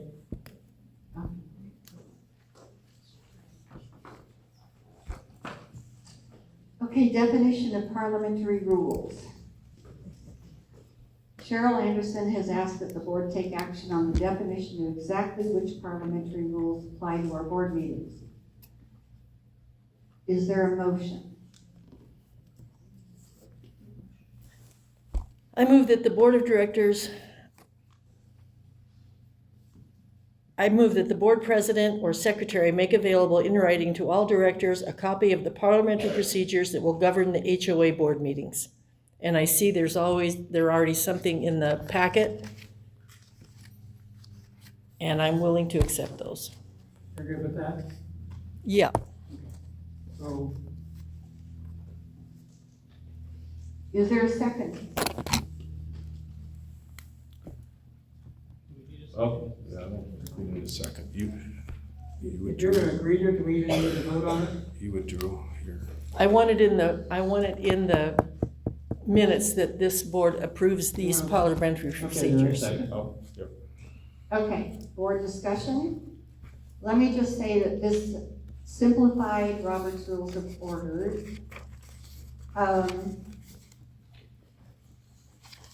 is not something that we go by 100%. We go because we don't want to have our hands tied when it comes to changing things up. For instance, last year when the arts and crafts people had an issue and there was some scam going on that caused them to lose a significant amount of money. We had to call a special board meeting. We changed up the way we did it because instead of saying, this is what's happened, this is the motion, this is the second, and then discussing it, we knew that we wanted to get member comment. We wanted to know how the members felt about it before we made the motion so that we could make an accurate motion, the one that was going to be the best one that we could make. If we say that we're absolutely 100% going to go with Robert's Rules of Order, we are stuck with how we have to conduct our meetings. We are stuck with, Robert's Rules of Order also says, you don't give committee reports, you don't put in the motion and how everybody voted. You know, here's what was voted on, it passed. There are no member comments, even topics discussed in Robert's Rules of Order. So our position has been for years that, you know, we kind of follow this, but we don't follow it 100% because our HOA has some unique issues that maybe we need to tweak it a little and discuss it differently. And that's all I have to say. I don't want to see us with our handcuffed to one thing and we have to do it this way and only this way. Well, let's try doing it with the limited ones that you have put in the packet here. That's fine with me, as long as we have some rules about when we end meetings and how we end meetings. And I don't want, what you're telling me is that you want a motion to be made to end the meeting, so that if people are screaming and yelling and practically throwing things, we can't adjourn the meeting unless there's a motion and a second and we vote on it? nobody has been screaming, nobody has been throwing anything.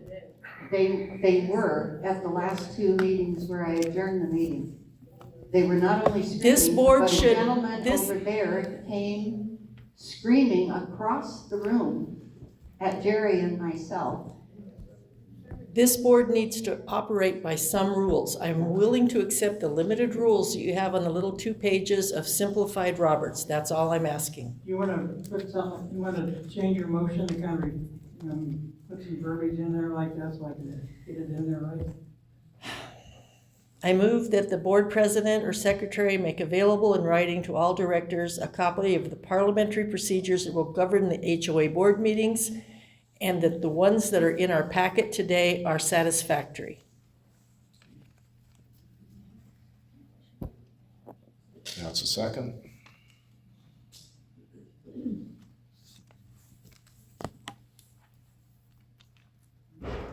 That's for me.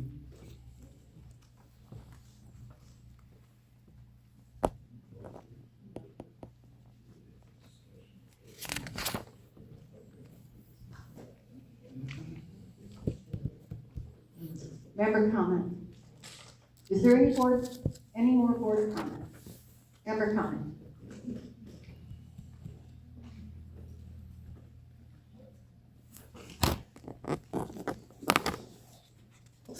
My name is Paul Winders, 4733 East Benchwood.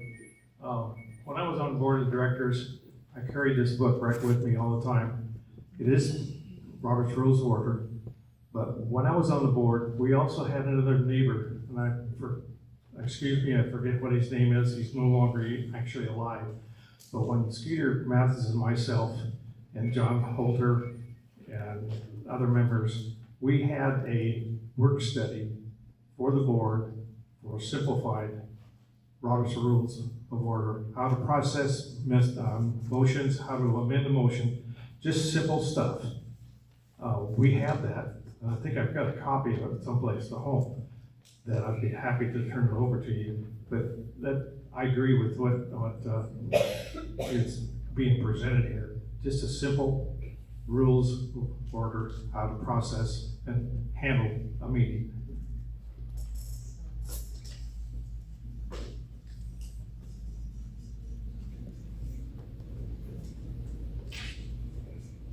Jenny Buckley, 5105 East Florian Avenue. I've served on several committees, boards, different opportunities, and Robert's Rules of Orders do not say that you can't change it. The purpose of it is to bring some order to your meeting so that when people come, they know what to expect. So your agenda, you set out what order we're gonna do, new business, old business, things like that. It's to bring order to your meeting. It doesn't say you can't change it, but the idea is when you decide that those changes are needed, like you did for our meeting with the thing, you announced during that meeting, you let the group know that we were making a change. For instance, I did this in our golf league. We didn't like it. The order it flowed didn't work for the person taking notes and things. He said, well, we have to do that, it's Robert's rules. So I did a lot of research on that. And the idea is that you have to notify your group that from this point forward, we're going to do it this way. So that when they come, there's an expectation that we're going to run our meeting a certain way. That's the whole purpose of Robert's Rules of Order, right? Is to bring order to the meeting. The 3 minutes allowing to speak. We had an issue once where somebody decided to change it and put member comments before the item even came, like at the first of the meeting. And some of you golfers out there will remember this. It fell apart because they moved the comments up in the agenda before the items were even discussed or they weren't open. So there's a lot of ways it can be misused, but it doesn't say it can't be changed as long as you give notice to the group and there's an expectation that, like she said, let's pick how we like our meetings to run. If we find that doesn't work, then we have the option of changing it. We just let people know so the expectation is there of this is the way we're gonna do it as it works for us. That's what Robert's Rules of Orders is. It doesn't say you have to do certain things. It doesn't say you have to do them in a certain order. You decide what works for you as a group or our group. This runs the most smooth. If we find out it doesn't, for instance, in that one meeting, it really did make a difference allowing those comments, which I appreciated. But again, it's just giving the group, putting them on notice that this is how we're going to operate. These are rules. Like I said, you have to train people of what the expectation is. The 3 minutes, the whatever, give it a timer, turn it up there, sand dial, whatever. And run your meetings accordingly, because there is transparency and consistency, right? They have to know what the expectations are. You decide what those are, and they aren't written in cement.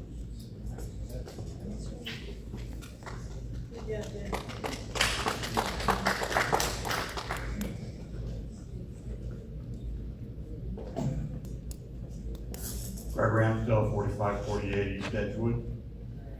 I find it interesting, Karen, that the reason why you told me and everyone here why you didn't want me is because I said something along the lines of, if we can't do something by the rule, let's look at how we can go around the rule.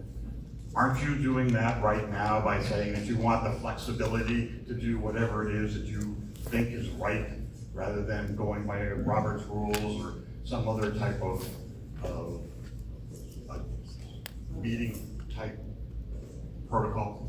I don't think so, because we don't have any rules. Madam President, I'm going to withdraw my motion, and perhaps Mr. Miners can bring to us at the next meeting the copy of the limited Robert's Rules of Order that they came up with. So I'm going to withdraw that motion. That's what we have. This. No. I think I remember member comments, right, still? That's right. My name is Wayne Weistrom. I own a house at 4854 East Losthorn. I would like you guys to first consider, when you do this, put the rules out on the website and make what you guys, even if you guys have take training, right? Ask them to video it and put it out on training, right? So that we understand what your limits are. Because it's really hard for us to understand your decision-making if you're being told by somebody, this is what you have to do. You can't do this, you can't do this. But we think it's just fine to do that. So that's all I suggest. It was a comment. You guys are doing a great job. Carol, do you want to I'm going to withdraw the motion, ask Mr. Miners to bring us his copy. Also, it's almost 5 o'clock. I'm going to suggest that we go we take the next few things off of the agenda and go directly to the appointment of a board member and do the other things next month. I believe it's called tabling the other area. Yeah. Okay. So that's your motion then? Yep.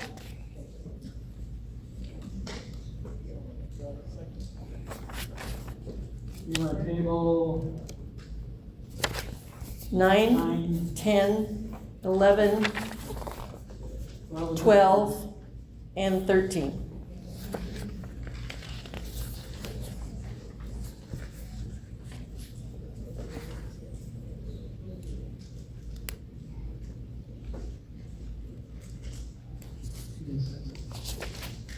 We need a second. I'll second that.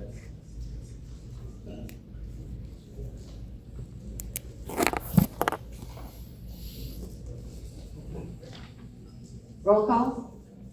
Anderson? Yes. Josh? Yes. Duffy? Yes. Judkins? Yes. French? Yes. Carter? Yes. 6-0, motion passes. Okay, number 14, appoint new board member. I would like to nominate Brenda Van Kirk for appointment to the board. She has lived here for, I believe, 20 or more years, is a past board member, past president, foundation member, serves on the judicial committee, is an avid golfer and golf association member, a hard worker, and well-known throughout the community. I'll second that.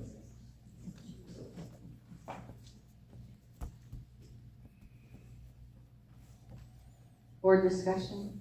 Madam President, the bylaws and procedures of the association place a great deal of authority and control in the office of the president. The president appoints all the committees that are tasked with advising the board, for instance. I believe that that power should stop short of being able to put people on the board. This board is elected by the members of the association and should reflect their will. In evaluating a potential member of the board, I think it's important to choose someone who has actually been vetted by the voters of the association. That is why I supported Greg Ramsdale to be the appointed member. When that nomination ended in a stalemate, I supported another candidate that had been previously elected. So today, I think we should consider Mr. Ramsdale one more time.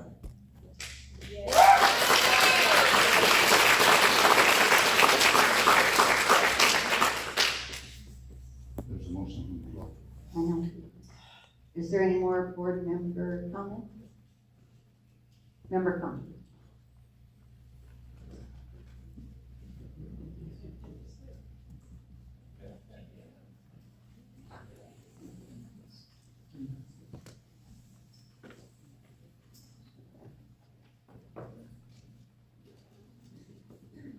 Again, my name is Doug Halverson, 902 South Racine, Halverson, Mr. Duffy. I'm embarrassed. The 3 board members on this board, one, he looks like it's the most boring job in the world. Robert's Rules of Order should say Karen's Rules and Orders. And Tom, you're good with the 3 minutes. My question is, who's the gentleman at the very end of the table? I don't know who he is. He looks like he's drawing. I don't know. Does he offer any advice? He's the general manager. Does he answer to any questions? Do you ever ask him any questions? We do. We do. We haven't today, but we do. Are you there? Yes. Good. Maybe somebody will teach you how to turn on a mic. That's it.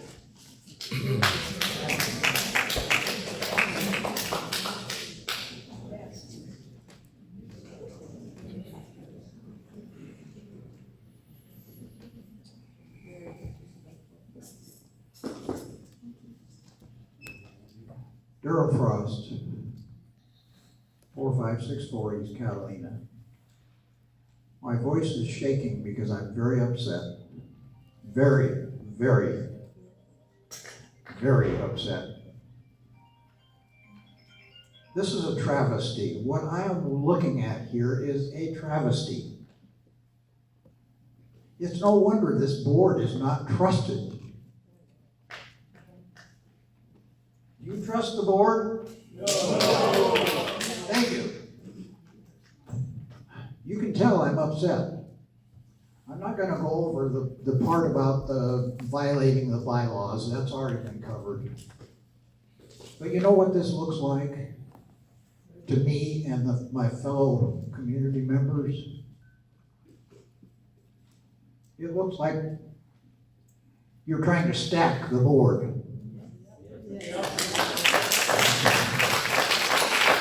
I'm sorry, we 3 people that voted that way, but that's certainly what it looks like. I have nothing against Rhonda. She's very qualified. But she hasn't gone through the nominating process, of which I was a very significant part of as chairman of the nominating committee. The word vetted has been used quite often here tonight, and that's a proper word to use. The third candidate on the election process, third candidate was vetted. Rhonda was not.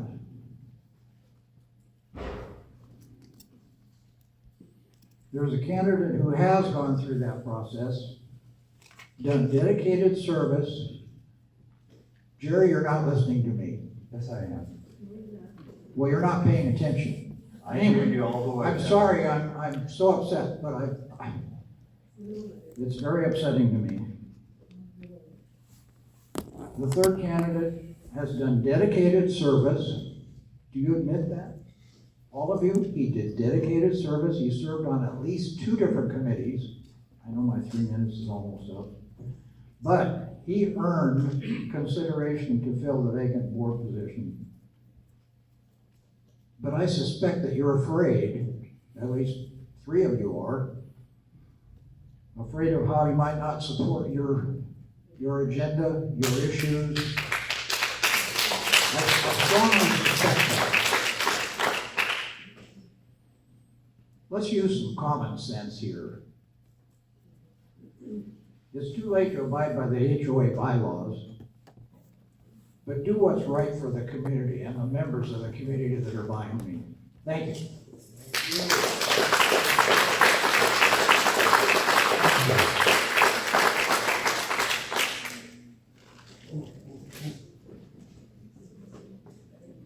Rick Kramer, C-R-A-M-E-R, 659 South Rochester, and I own my place. Jerry, when we had them circles here and we were voting, or before we voted, we talked to everybody, I asked you a question. I said, are you gonna represent the people? And you said, that's why you're here. So why are you not representing the people? I am. And my You're representing the special interest I here. am not doing no Yes, you such are. thing. I take all the information I get and I make it. So what's the bad information about Greg? Just like she said. What did he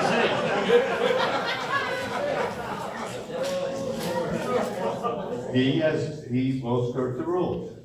And that, I don't want that person on the board. How? He will skirt the rules to get things done. And that's not what we do here. That's what everybody's doing. And Karen, you did say that you voted for him. So why can't you vote for him again? You two, I don't know Tom Duffy, but I know what you told me here when I asked that question. And I know you said you voted for him, so I mean, it should be a pretty easy deal here what to do. You guys keep going up against the wall.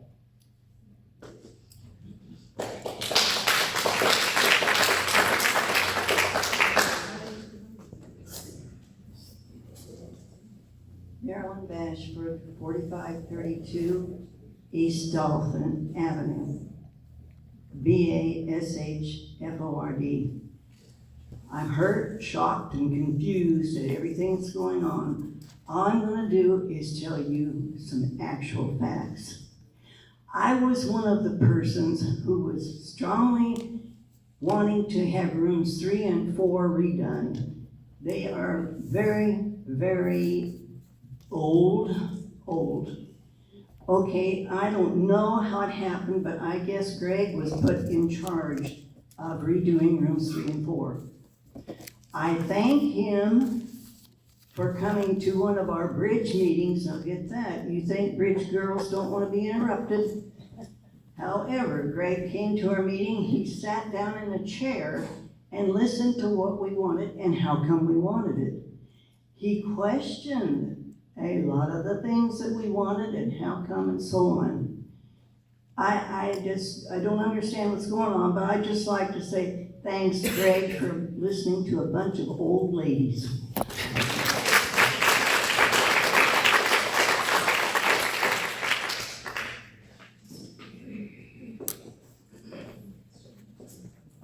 This is Paul Miners. I just want to bring up one point that's maybe overlooked, as it has been mentioned, that the person who fulfills that position,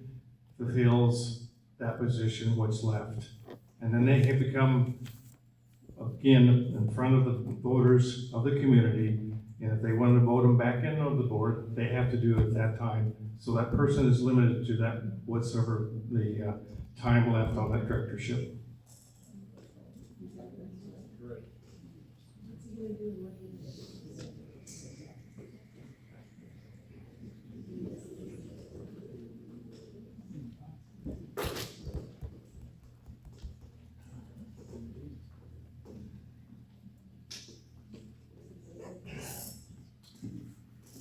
My name is Dr. Carlisle Fleming, 4523 East Delta Avenue, last name spelling F-L-E-M-I-N-G. I'm a little curious. This left field proposed candidate was chosen by who? And how many people came into play making that decision? Three? No, I'm looking for an answer. I nominated this person. Tom and Jerry agreed that that would be a good nominee. Thank you.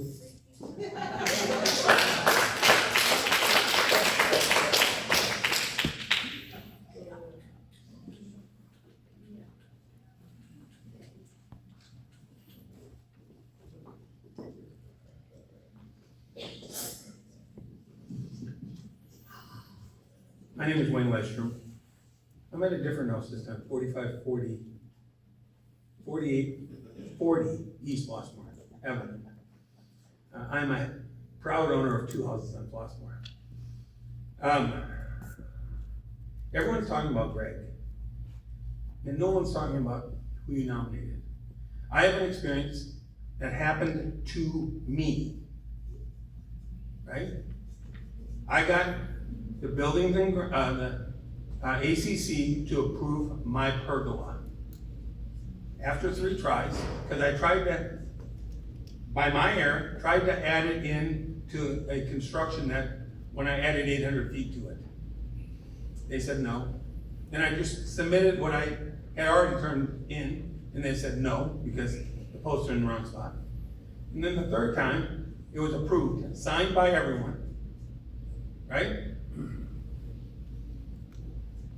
And December 6th, after having it up the Tuesday after Labor Day, right? I got a letter from Darwin in the office. His name was on it, but there's some initials, so. Saying I have an illegal structure in my backyard. I was asked about it. Right around Christmas, I defended myself and gave them all the information. They said, we have to have a meeting. It was Bonnie Sims. She said, would you like it private or open? I said private. So we had a meeting the week before the board meeting. So there are gonna be 2 points here. One of the ACC members stood up and said, Wayne said he wanted 2 or 4 posts, right, Rolanda? Pointed to her, oh, yep, she's a follower. If that's what you want, vote for it, right? That's my opinion, and only my opinion. The second part of that debacle, as I put it, is you guys got, and some of you may have been on the board, you guys got my information in December.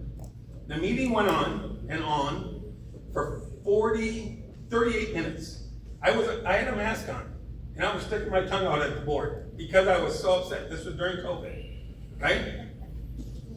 And Skeeter, who was a board member, looked at me and said, I only got this today. Robert's rule says I have more time. So they pushed it off another week, right? And then Skeeter said, well, maybe we should ask our attorney.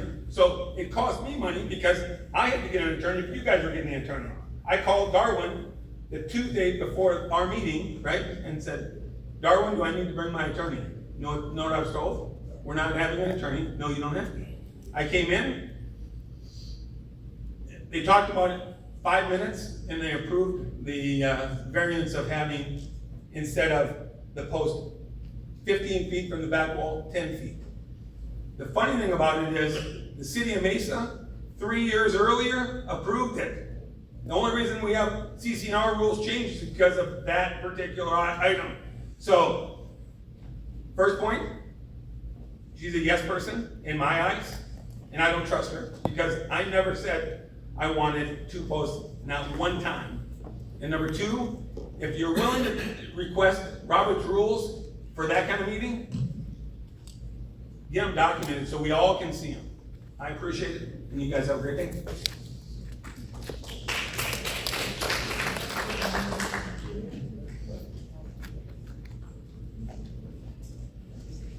Any other member comments? I just figure, you know what? If you need a third candidate, I've been vetted. I think by that committee, I ran. I lost by 11 votes. Somebody had told people in Rochester's after a golf that I wanted to eliminate bingo and change the age limit up here, right? I can tell you, part of the group that was there, Roland was there. I wouldn't run until the next election if you need somebody on the board.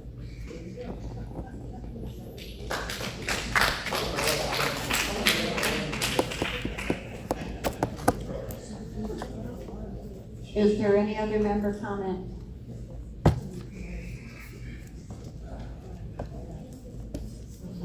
I got one more.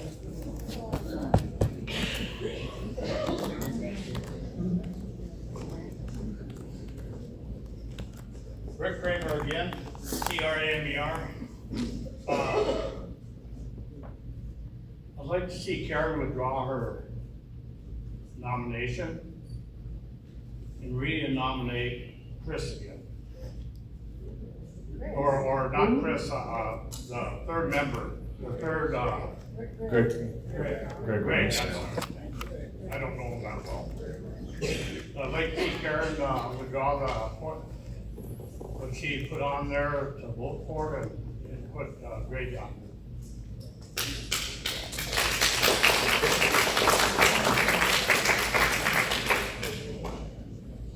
Any other member comments? Tom Caldwell? Anderson? Are we voting on Randa? Randa? Hold on, Rand. Okay. Anderson? No. Doss? No. Duffy? Yes. French? No. Judkins? Yes. Arthur? Yes. Now I'd like to make a motion to nominate Craig Ramsdale. Second.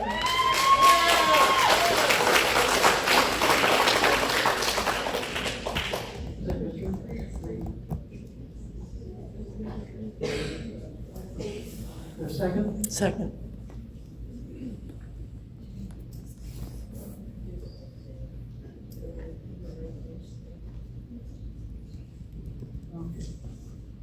And what comment? Board comment? Member comment?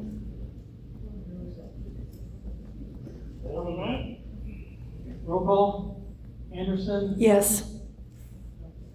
Doss? Yes for the people. Duffy? No. French? Yes. Judkins? No.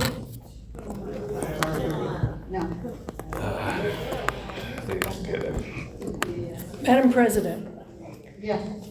since we are at a stalemate again, I want to mention that after the stalemate the first time with Ramsdale, I supported another candidate that had been previously elected.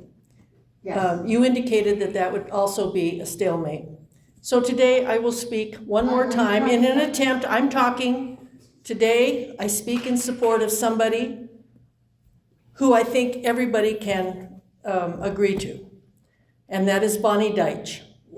Bonnie has been elected to this board twice before. She's been elected twice before, not just served. Each time she won by winning more votes than any other candidate.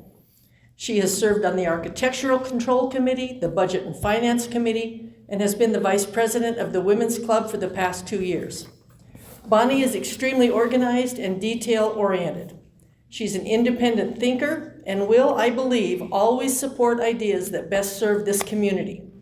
Since the community has put their trust in her in the past, I am willing to put my trust in her now.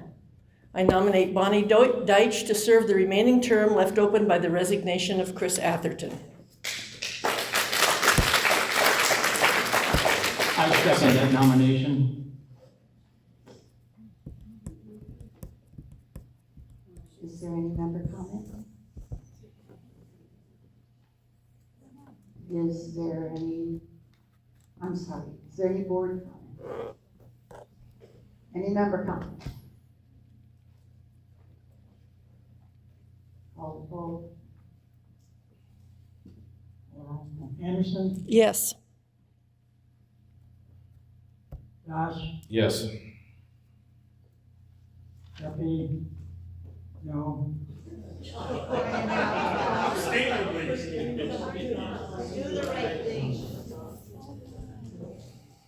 French, Yes. Judkins, No. Johnson, No.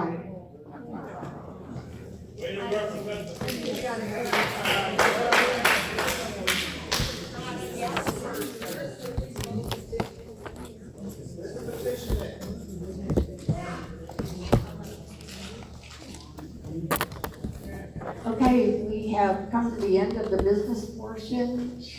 I now open it up for member comment. Your comments are limited to 3 minutes. They can be anything that has to do with someone's village business. No action will be taken.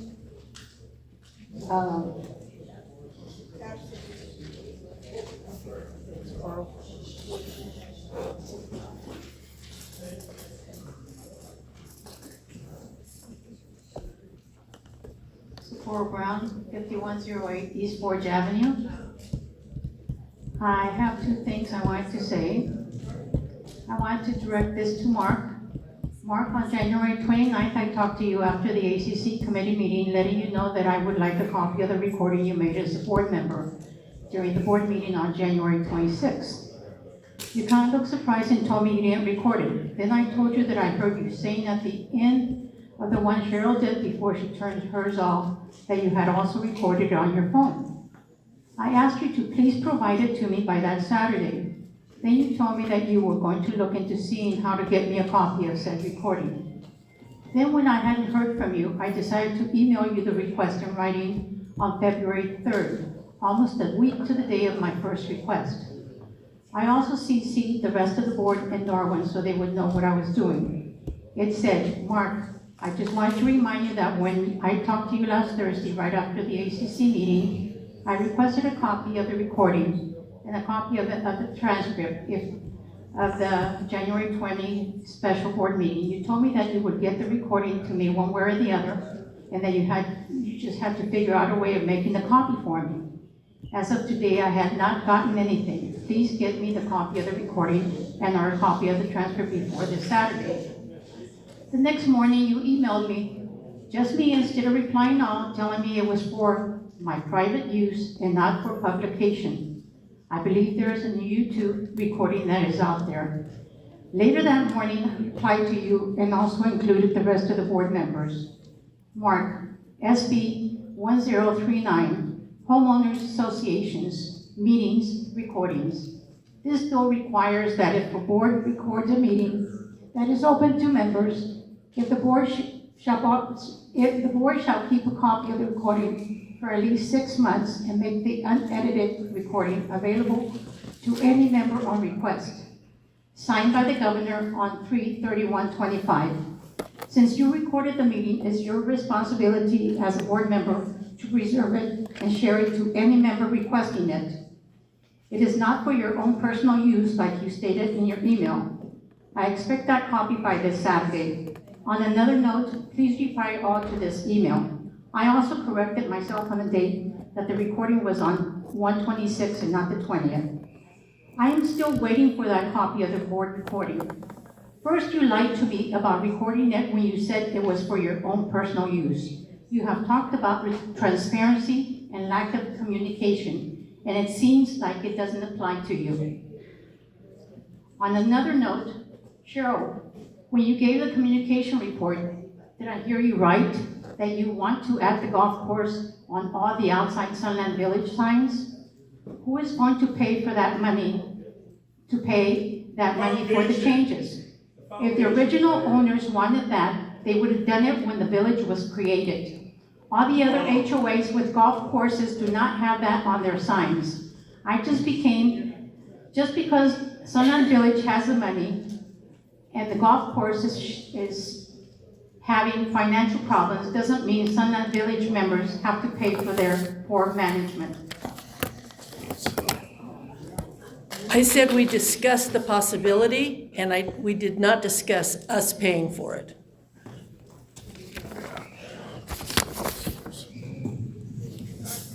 Wayne Lystrom, 4840 East Platform. On the signs, if you realize, when they had that meeting, right? If you go to Southern and St. Paul, look on one side, the west side, you'll see the signs that were originally put up. Go on the east side, and you'll see the new signs. The people who pay for those signs are the foundation, right?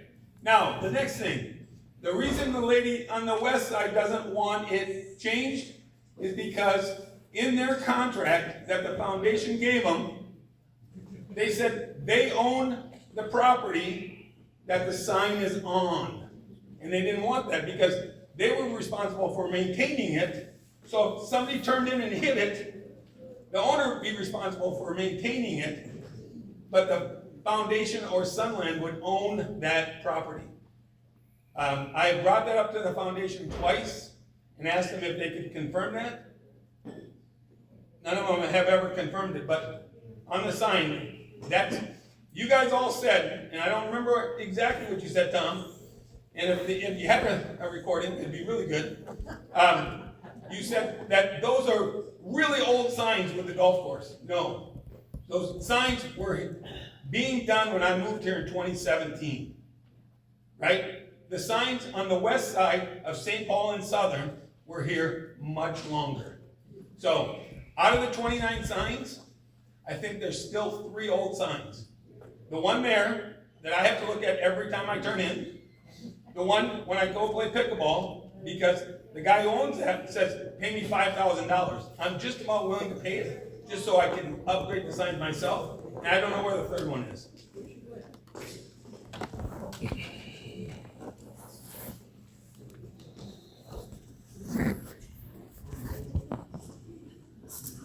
Lynn Gregory, 469 East Helena.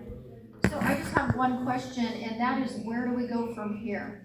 Because obviously we're out of the time frame that was allotted to appoint a new board member. So what's the next step? How do we get this taken care of? We can continue to work on that. It's not like we haven't been working on it this whole time. Well, I realize you have, but nothing's getting done because we've got 6 board members that can't agree. So I think that we're all interested in how that 7th position is gonna get filled so that we are no longer at a stalemate. We'll have somebody in here who can break the tie. Any recommendations on how we can get there? She said we're working on it. What are you doing to work on it? Give us a chance. You've had a chance. We're still working on it. We're running out of candidates. You You want to be on the board? No, thank you. Thank you. I said I would be. We're running out of candidates. Wayne offered. So did Brenda. What about Bonnie?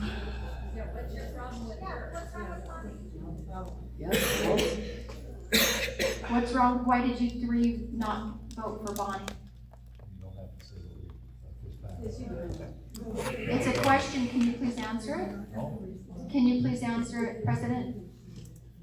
I thought Brenda was the better candidate. She was voted down. So it's fine. But Greg wasn't. What do you mean? He was voted in as third candidate by the community. No, he lost twice. On the ballot, that's all. He was on the ballot, came in third on that ballot with 2 open positions. Right. Yeah, he came in third, yeah. So I'm just sitting here being like, I'm speaking for myself, but I feel like I'm kind of speaking for the room and saying I feel defeated because we come in here time after time after time, and this is how it ends up. Well, I would No just say that I resolution. think we need to, the 6 of us need to work harder at it. There's somebody out there that'll be a good candidate. We just gotta work harder to find that person and come to agreement on it. We'll come up with them. Right? We can do it. Well, I don't see any give and take in any of the 2 sides, so it's just a shame that you won't listen to the people and what they want. Thank you.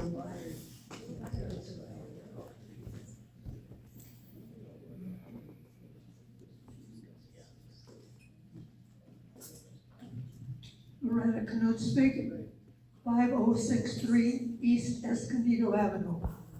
I believe the 111 people that were here today are not the majority of the 5,000 almost people that live here.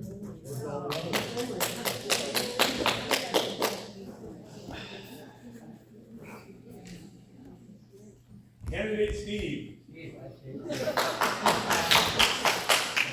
So, I want to challenge the 6 of you on the board to try to work closer together.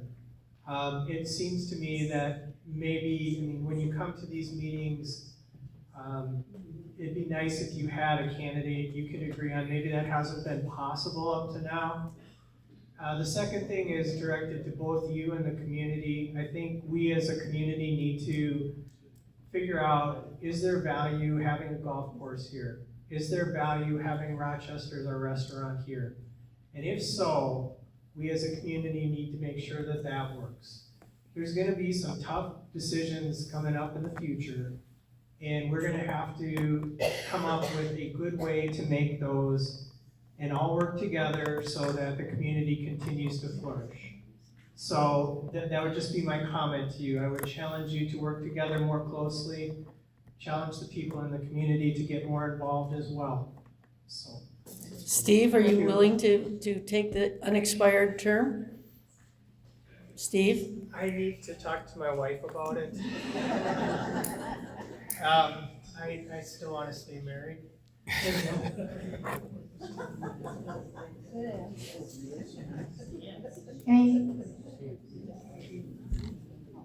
Any other member comments?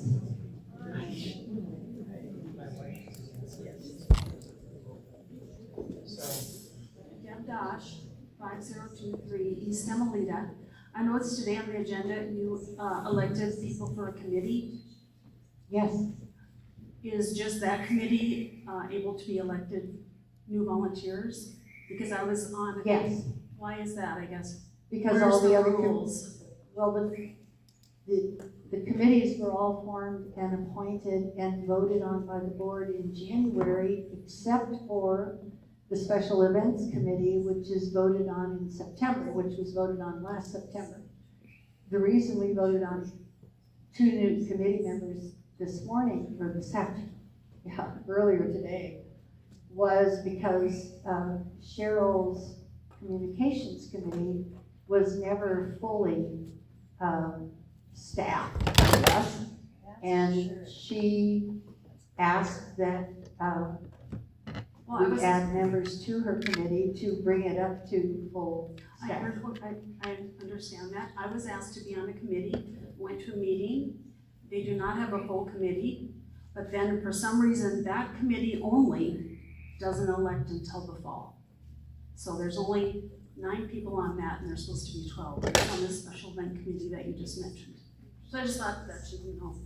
So the activity committee is short. Yes. And just like we filled positions for Cheryl's committee that was short, I guess what she's asking is, why don't you fill the activity committee, so it's a full committee? Special events. Special events, Yeah. I'm sorry. I mean, we're always looking for volunteers, and it's kind of funny when volunteers do step up, then we don't want them.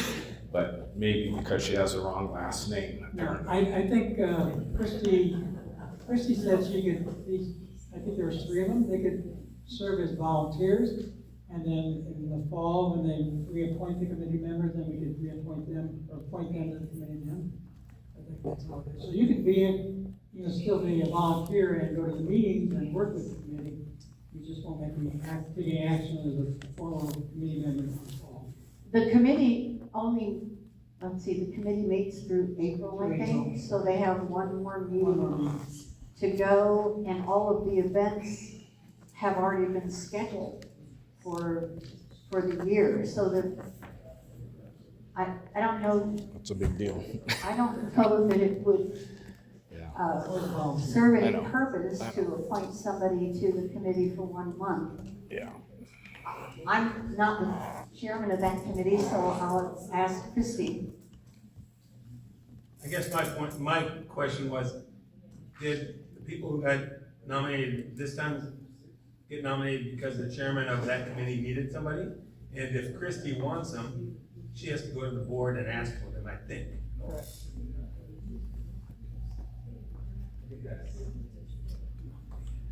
Any other member comments? Okay, then the meeting is adjourned at 5:33. No